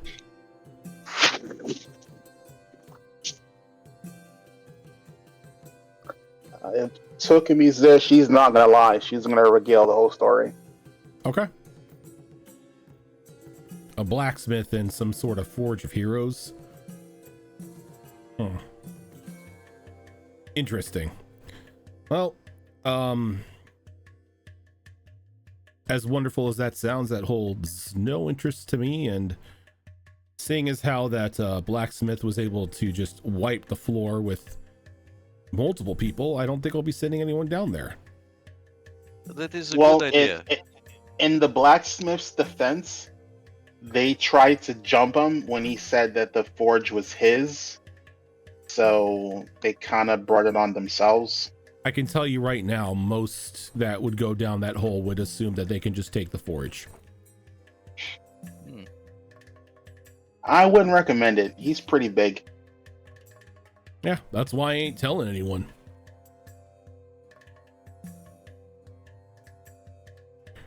So, your payment. How much was it again?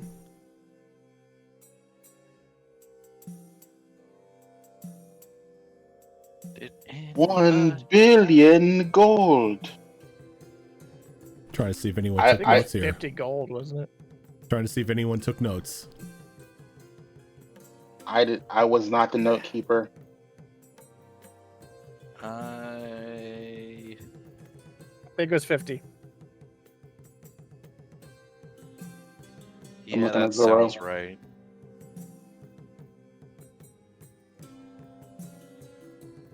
Okay. So he's going to give each of you a bag of 50 gold. Okay.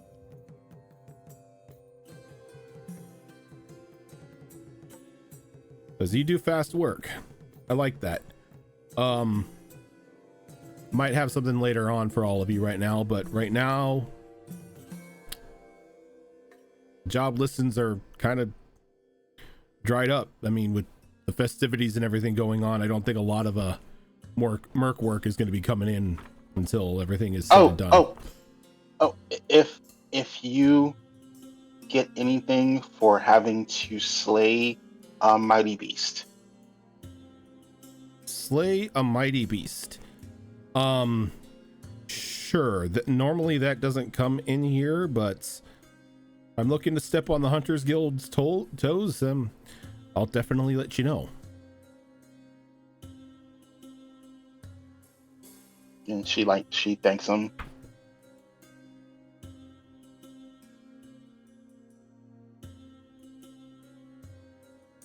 Yeah. We collect our payment. Max will shake his hand and we fuck off. Hey, party at Alright. something about a donkey. All right. As soon as we are outside, like literally the split second the door shuts behind us. All right. So you heard that we're going to the Hunters Guild, right? Like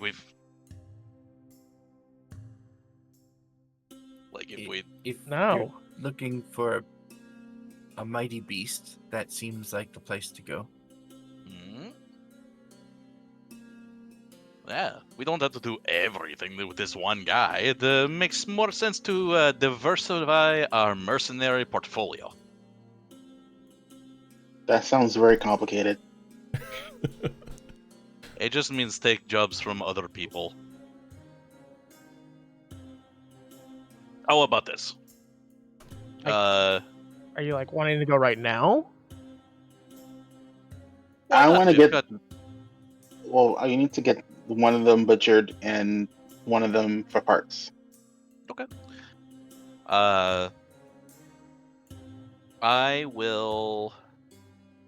I don't know if I really need any materials from a scorpion, but anybody who wants to eat scorpion meat needs to cough up some money.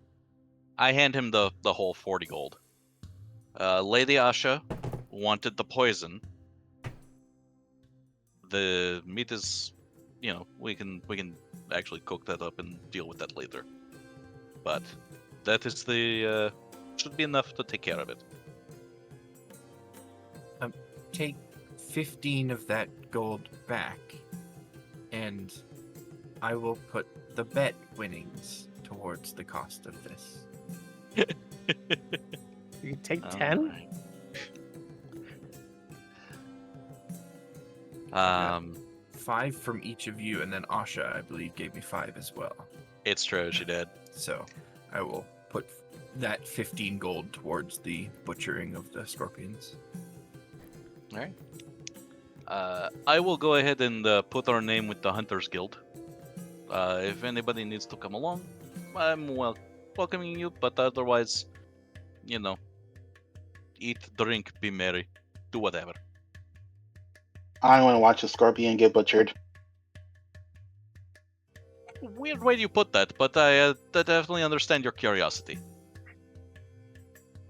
If we're planning as a group to go on this hunt, how and when are we meeting up again? If we're all going our separate ways right now. Yeah, we'll meet up in the morning. Maybe, let me pull up the Google Doc. How about we do this? We will meet at the... We will meet at Miss Margaret's tomorrow for brunch. Brunch.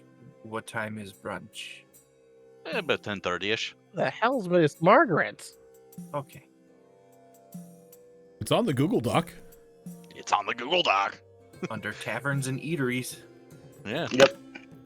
A welcome sight for those looking for a hot meal and cool drink. They have lovely mimosa.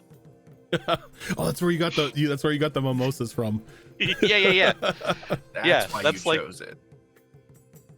But yes, I'll go put our name with the Hunters Guild. We'll go have fun, enjoy, and meet up in Miss Margaret's tomorrow for brunch. Okay. Want to be a princess? And Oh. I will say that if you look on the Google Doc, there is a place called Percival B. Bimington's, which is Augur's Bimmies.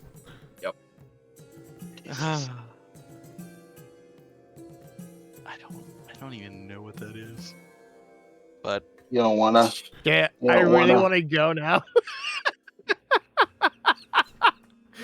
I mean, hey, if we're all going our separate ways, you can do that. Fuck it. Hold on. It's either eat or go to Bimmy's. I mean, you could do both. Yeah. You know what? Yes. Let's go to Bimmy's. I wonder if he knows Jimmy. I don't know what he does. I told the story. Jesus. Okay. The double dragons. Bimmy and Jammy. Okay, so Max is going to the Hunters Guild.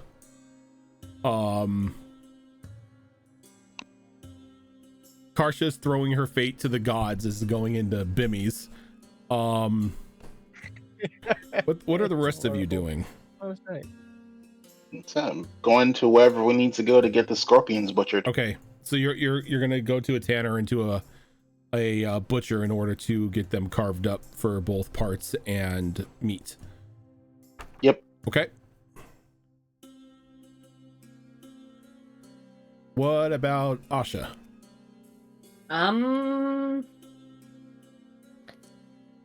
Let's see, what would Asha do at this point? She probably a bit overdue for a shift at the Brain, cooperate with me. The healing hall. Okay. So she probably needs to go in and do a shift there. Okay. That makes sense. You got your clerical duties that you have to keep up Yeah. on. She would invite Sylvia along if Sylvia didn't want to go back to Callus's house. Headless's house. Unless Sylvia had some other place she wanted to go. Or that. It's up to you.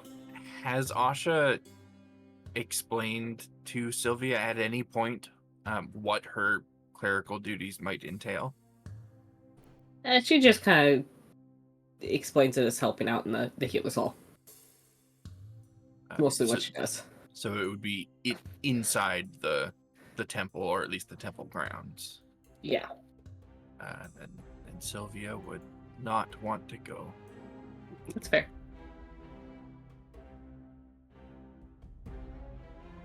And as much as I, the player, want to have a night on the town, Sylvia, I think, very unfortunately, would just go back to her room at Kylus's place and sit there quietly until bedtime, and then sit there quietly in the morning until brunch time. I feel so sad. I mean, the next morning, Asha shows up and cooks breakfast like she always does. There's probably You more chocolate chip emo. pancakes. Exhaustion is a hell of a drug. That too. True. Okay. So for the scorpions, Azarin, Yes. you pay the 20 gold for each of them. And they're able to successfully butcher and tan each of these. Whoever is keeping track of the whoever's being group quartermaster here. No, it usually falls to Fox, but if you don't want to do it this time, I can do it. I don't mind doing it. If I had I hate that access we to always saddle my you with that. if I had access to my character sheet, I would do it, but I don't. I usually keep track of that stuff because I'm usually the one carrying that stuff. So if Sylvia is going to be the one carrying it once we all get together again, then I'll keep track of it. But otherwise, I think the tracking should fall to whoever actually has it in their possession. Yep. All I picture Yeah. her is the group's mule. I don't mind carrying the meat, but I don't care about the other stuff. I mean, I want the poison, so I'll carry that stuff. So the parts. scorpion is going to net you. Azra, go ahead and give me a d20 here. 2 d20s. 2 d20s. Rolled Okay. separately, separate numbers. Nothing added. Okay. Okay, that's 15 and an 11. Okay. So you are going to get 10 pounds of quality meat Ooh, okay. and another 10 pounds of, basic meat. Okay.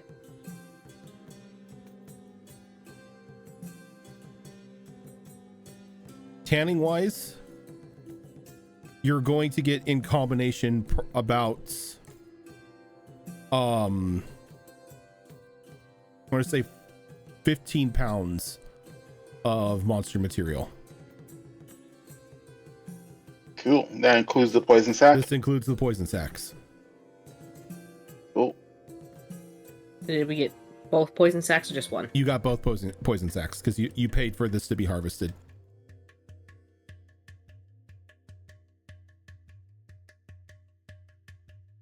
Sorry, I was with crying child, so I missed that part. That's okay. And you can mark on there with like the weight for the harvested stuff that it's the scorpion parts. Cool.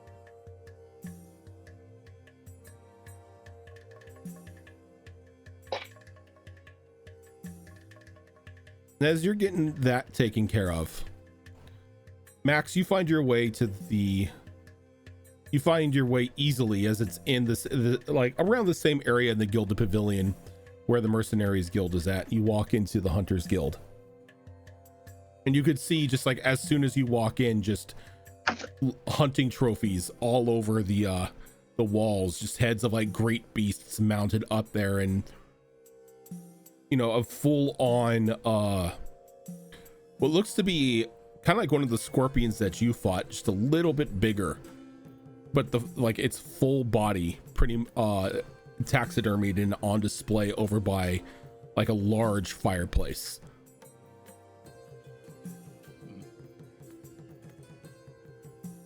The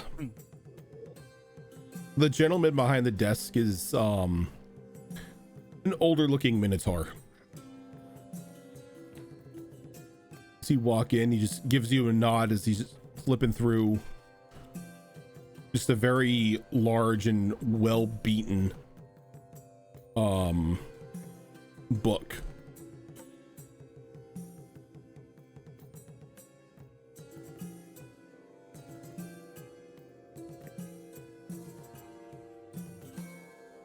You need anything? I was looking for work if there's any available. Work. This guild isn't really necessarily about work. It's more about for those who enjoy the thrill of the hunt. Make your own prey. Though there are trophy listings if you're looking for a challenge. We could be. What first and foremost, because I apparently have a bad habit of doing this. Here comes the title. My name is Maximilian Grigory Antonov Konstantin Wodislawski. It is my pleasure to meet you. May I have your name? Kind of like looks at you for a moment. That's a big name. You may call me Mix. I'm Bash. That seems appropriate.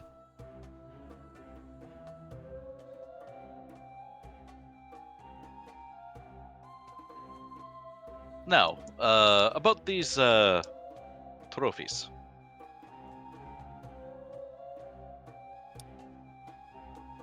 Well, every now and then we get reports from travelers, merchants, anyone foolish enough to walk the roads outside about beasts out there who are a little different from the others. Larger, stronger, more colorful, that sort of thing. We then put them on a board, and anyone willing to go and claim the bounty for them can just go right up to the board, look at what we got, go out there, kill it, bring it back as proof, claim the bounty. How much of the creature would we need to bring back as proof? Oh, the more the merrier. That's fair. All right. And just this board over here, is there like a membership fee or anything of that nature we need to provide? No, not at all. Everyone is welcome to hunt. Everyone is welcome to take a crack at these things, though we claim no responsibility for any loss of life or limb. Yeah, standard liability. I get you. Yeah. You seem to know your way around a hunt. It is not my first rodeo, as they say. Perfect. Every now and then we get, a bunch of kids that come in here thinking that they're hot shit. They killed a wolf or something like that, and next thing you know, they're out there trying to take on a basilisk, and we never hear from them again. Because they are statues. Or food.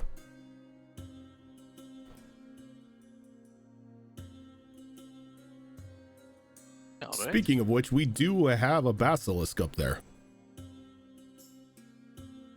I do travel with a cleric. That may be something we can handle. Would you say that I'm it not has that been? level yet. Yeah, he doesn't know that.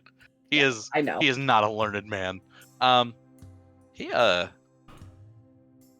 so that I may convince some of my compatriots into, has this basilisk, say, been making troubles for the local population? Troubles, not for like he's just running out onto the road and killing people. Though he tends to hit camps that get a little too close to his den. That should be good enough for me to convince them. All right, that works. Well, would you like to hear about the other ones that we got? You know what? Yeah, let us. I will take the full menu back to the group. All right, so right now we've got a bit of a selection here for you to take your part in. We got the basilisk that I just told you about, which everyone here is calling Miss Midnight, simply because it strikes at night.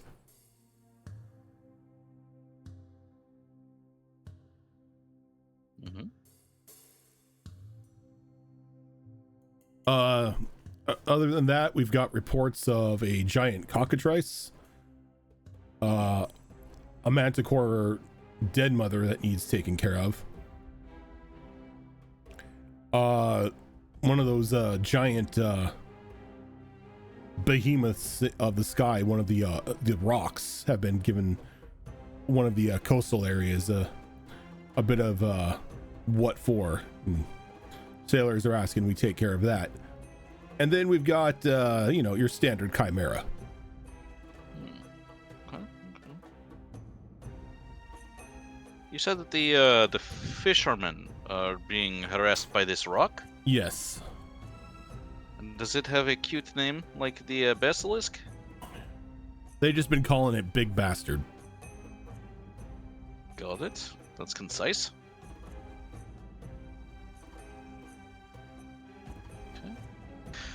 Okay.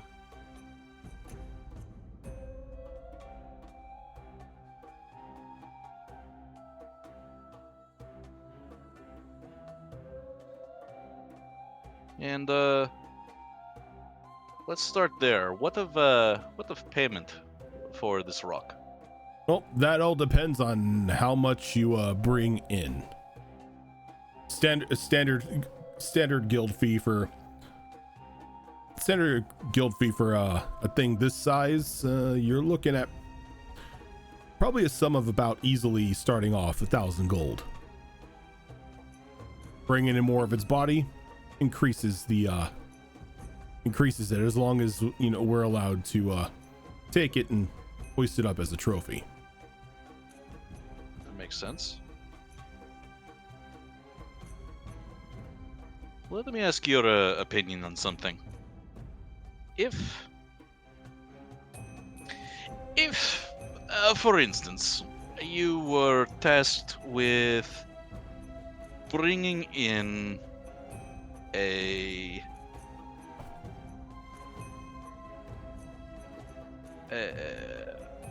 beast worthy of a weapon of the gods, what of these, if any, would you choose? Well, if it were me and it was worthy of the gods,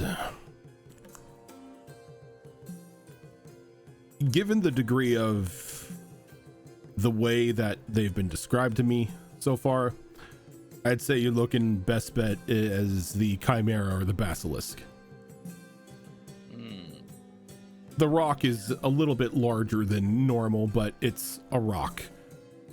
Yeah, fair. What can you tell me of this Chimera? Not much. Reports that we have is it's able to become invisible. Well then.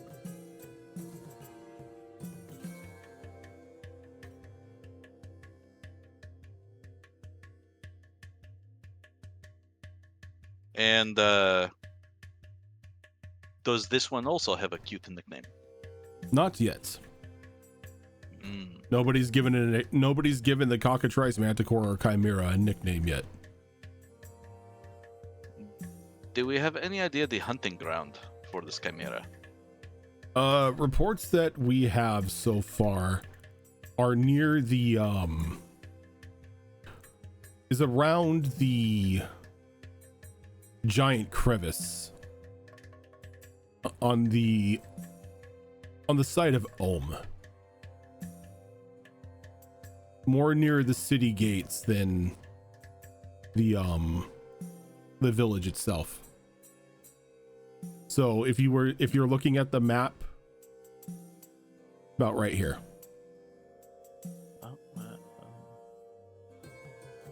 Damn it. Zoomed way the hell in. Okay, so we would have to take like the Skytram or whatever. You can, or there's a bridge that is between Claude and Ohm that you can take and then head on down. Okay.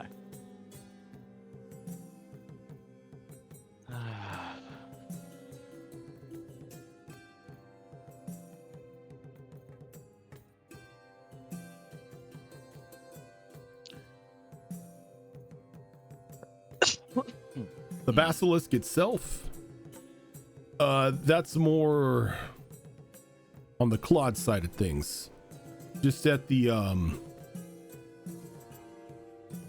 just near the what do you call it? The split in the river. Like gotcha. So like right here. Like almost outside the gates of the Emerald Seat. Okay. There's a cave in like the foot of the start of the mountains. Rumors are is that's where it calls home.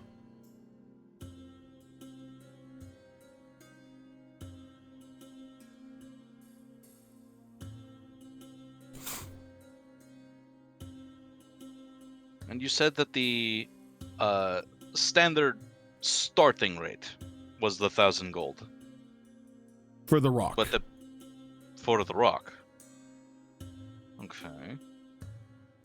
If we were to solve this basilisk or chimera problem, what would we be looking at? Basilisk, you're looking at about starting 750. The chimera, that's a hefty one. You're going to be easily around 1500 starting.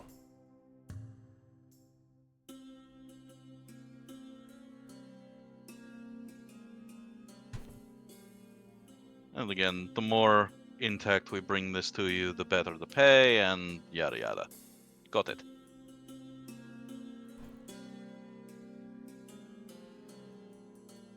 I'm just gonna put the little monster tokens on the map here so you guys know where they're at.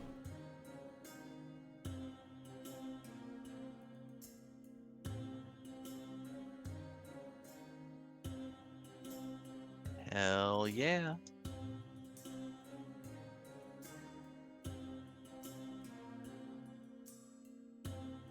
All right. Well, I appreciate the information that you have provided so far. For these kinds of monsters, do you have a maybe a library or any kind of like any way we can learn additional details that may help us on our hunt?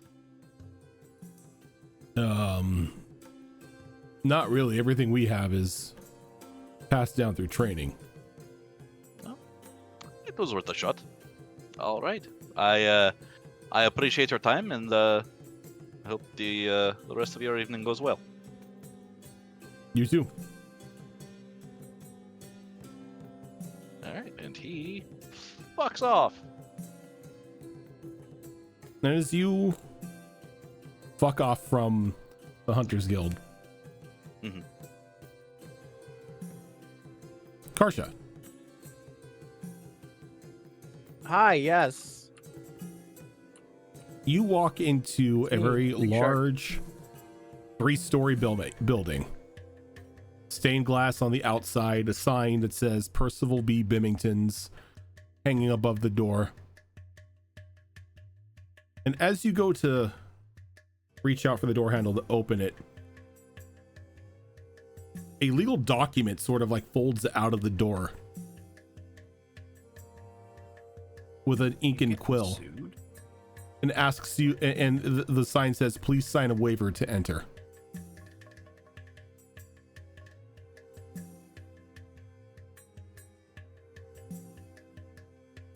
She's like, I know some of these words.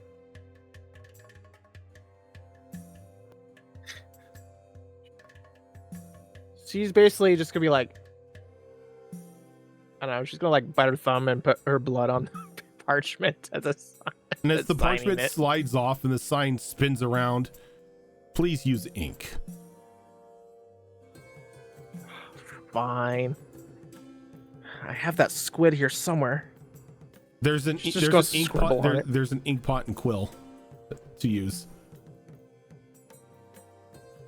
All right, and you scribble on it.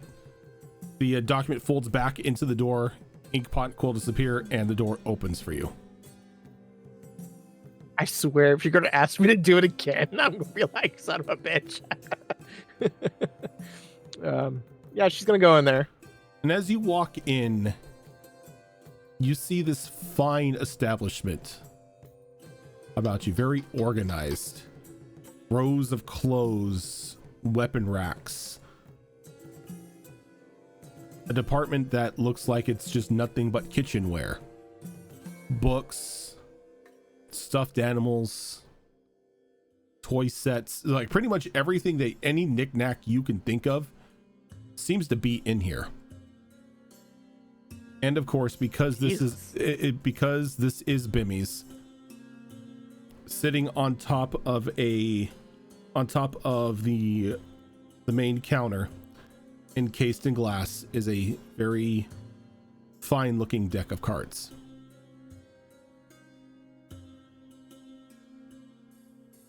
Always a Big deck of warning cards, sign right? Always on a it. deck of cards. big warning sign on it, and another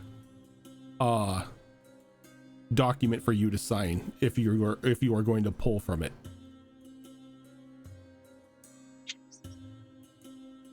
As the sign reads that Percival B. Bimington's is not responsible for any possession, loss of limb, loss of life, wiped mind, changes to your body, changes to your physical appearance, changes to the world, ending of the world, and it just keeps going on and on and on and on and on. And then there's another, there's just a line to sign your name at. And underneath it says What's pull. The price for it? It says 1 pull per year. 30 gold.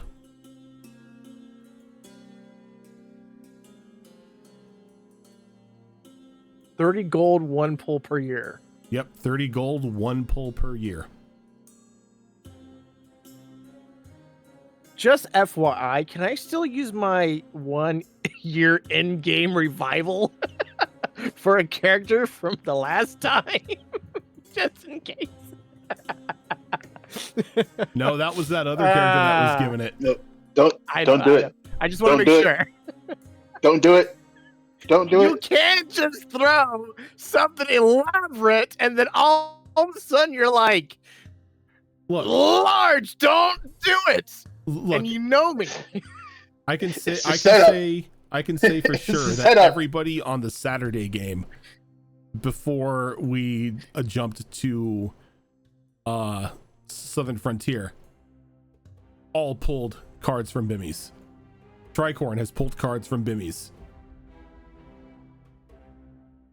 And you're expecting me not to pull? Absolutely, I'm gonna sign that shit and fucking pay 30 gold. Let's go. Okay.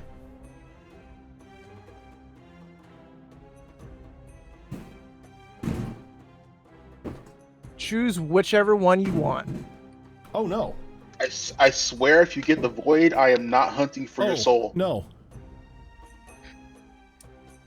I need to know what deck Is this you a want. new one? It's okay, we'll drag you in. I need to know what deck you want because I have 3 of them now. Yeah, I know. Choose which one you want. I'm giving you the satisfaction, sir. Oh, Jesus Christ, Okay. sir. Oh, my God. Okay. We're going to go with Handy Dandy Deck 3. Ooh, I like deck 3. Okay. This was a fun game while it lasted. We actually have Full deck, by pretty the good way. luck with these decks. Full deck, by the way. This isn't the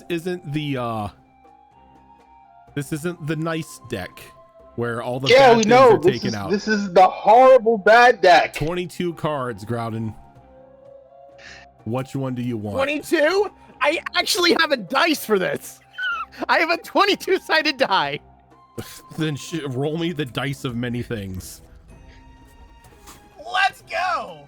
Where'd he go? Circle of Protection Blue? I didn't even know that was in here. Here we go. Well, technically it's 24, but it's still my deck of many things. Just subtract 2. Wait a second. I got Okay, my no. number. Okay, what is it? 17. 17th card. 5, 6, 7, 8, 10. We've already gotten the threats from Zoro that she swears to God if you make her draw a new character. Interesting. It's always when she's not here that we I am do ready. this too. I am ready for any punishment for this character. I am all for it. I love how you instantly think it's a punishment. The Street Shark has been polymorphed into the RX-78 too. Just like, Oh, she's just a fuck. Gundam now. Oh, good.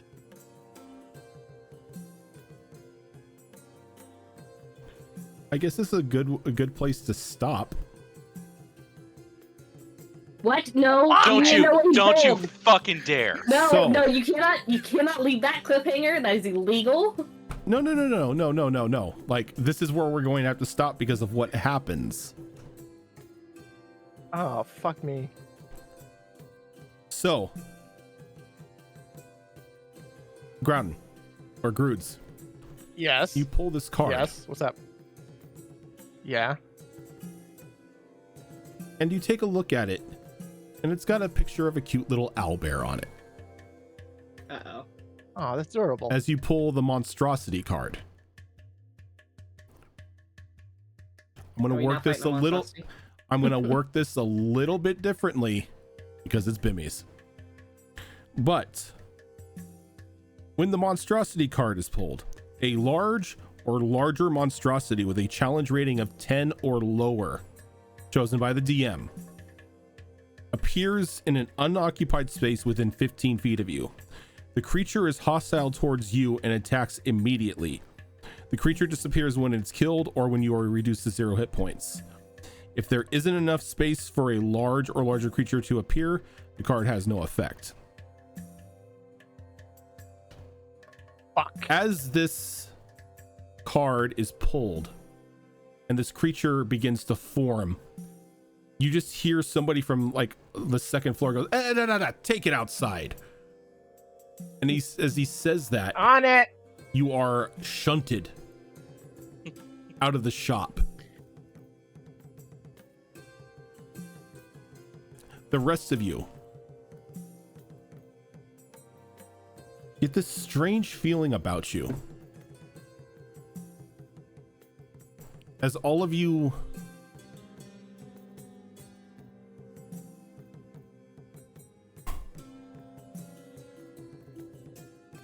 actually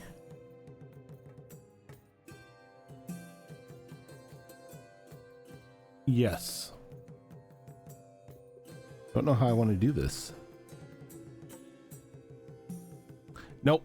This is gonna never mind what I'm gonna say. This is only gonna be for Groods.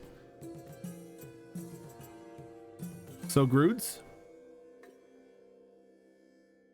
oh, I have to choose a creature under a DC 10 or lower to fight you.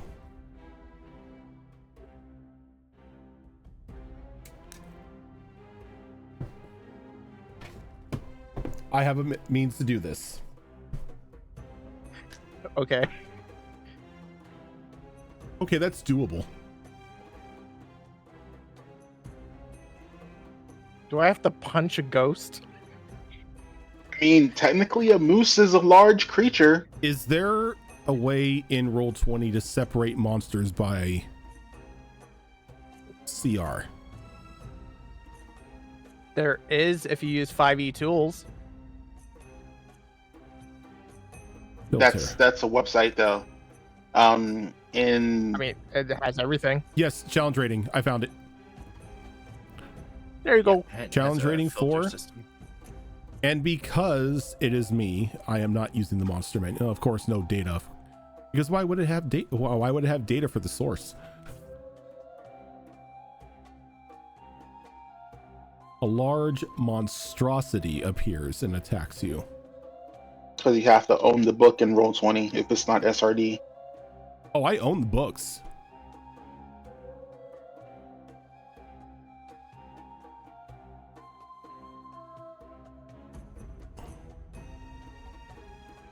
Large challenge rating.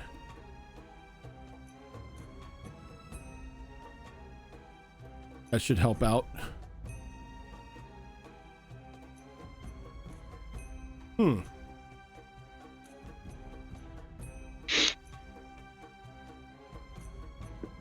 Okay.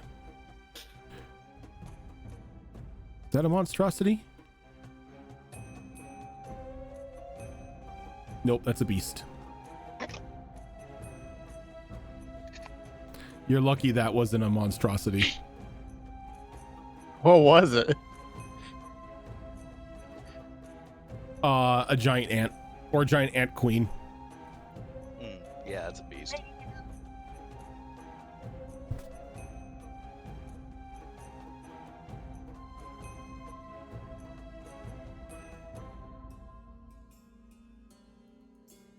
That was your mighty beast right That's there, a monstrosity. There we go. So you are shunted outside of the shop.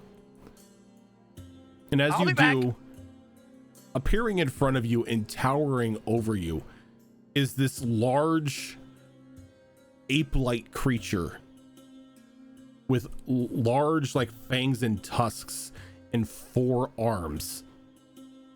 The Quidgibo. As the card summoned a Grillon or a Grillon. I will drag it onto the map because I'm going to need to now create a street map outside of Bimmy's for you to have this fight next time. Wait, that's not that ape thing. Oh shit, it is. Okay, have fun with that. As that is what you see in Yeah, front of you. I know exactly what that is.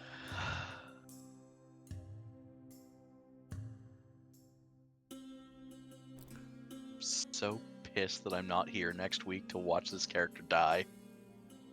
Oh, are you not? Mm-mm. Ah, I will most likely be out next Monday. I will be out next Monday as well. well, maybe 2 of you will miss Grood's having to make a new character.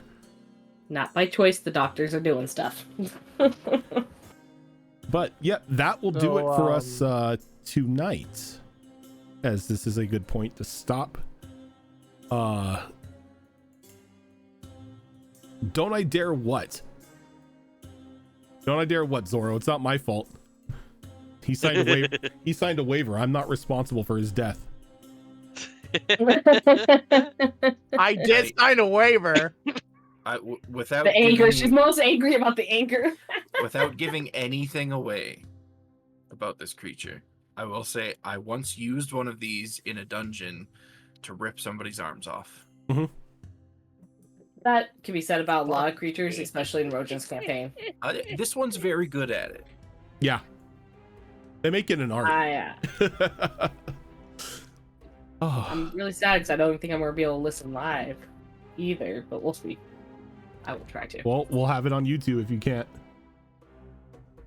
Not the same. I want to see True. it happen in real time. True. I will go back and watch it on YouTube. Do not get me wrong.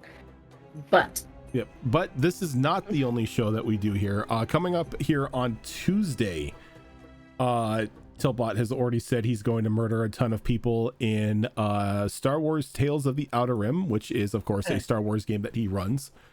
Upcoming on Thursday will be another episode of Tricorn Isles, where everyone, surprise, got backstabbed and now has to deal with a fight with a giant ghost.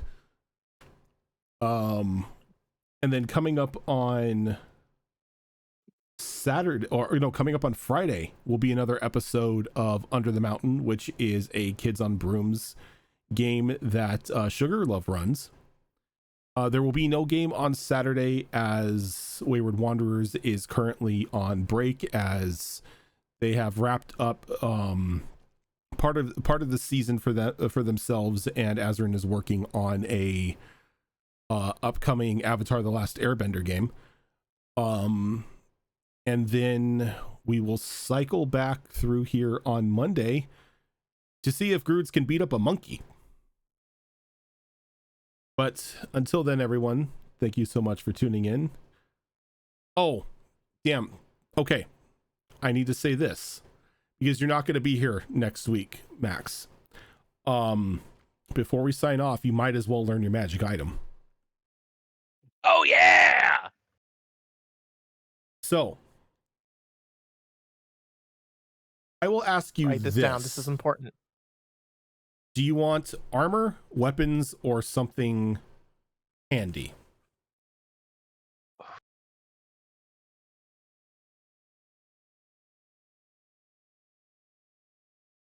Don't know what it could even be.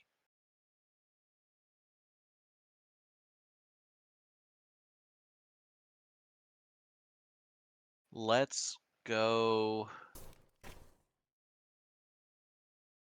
with something handy. Something handy. Okay. So as you get to your room after going to the the Hunters Guild, pretty much just to freshen up before you begin your night drinking with free refills at every alcohol stand in the city. Oh God, that's still going on. Yeah, it's going on for a week. 7 days. So as long as that festival is going on, you have free drinks everywhere because you have that stein. As you walk into the room,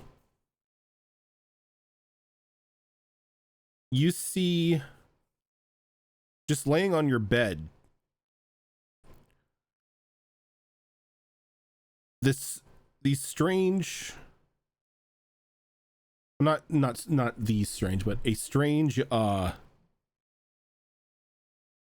bottle of oil and a soft cloth.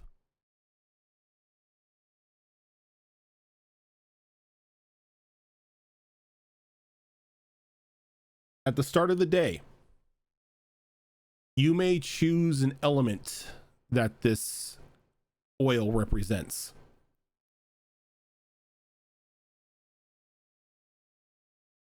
You then pour this oil on the rag, coat a weapon with it, and for that day, that weapon will deal a bonus 1d6 that element damage. Oh. Well then.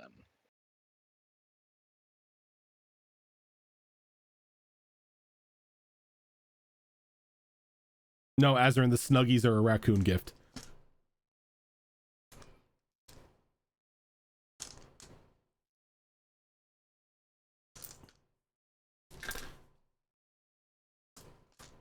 Now I will say this. The bottle has enough oil to be put on. I'm going to say the oil has 3 charges a day and will refill 1d3 charges every long rest. As long as you have a charge in the bottle, you can apply a coating to a weapon.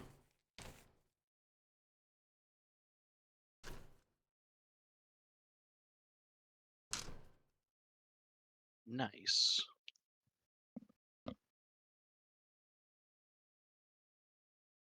Okay, but now that will do it for us. Zoro, send me if you want a weapon, armor, or something useful, and I will send you what you get. Again, Tilt, thank you very much for that $100 donation to Extra Life. And that is going to do it for us tonight, everyone. Thank you so much for tuning in, and we will catch you tomorrow for more Star Wars. Till then, have a good one.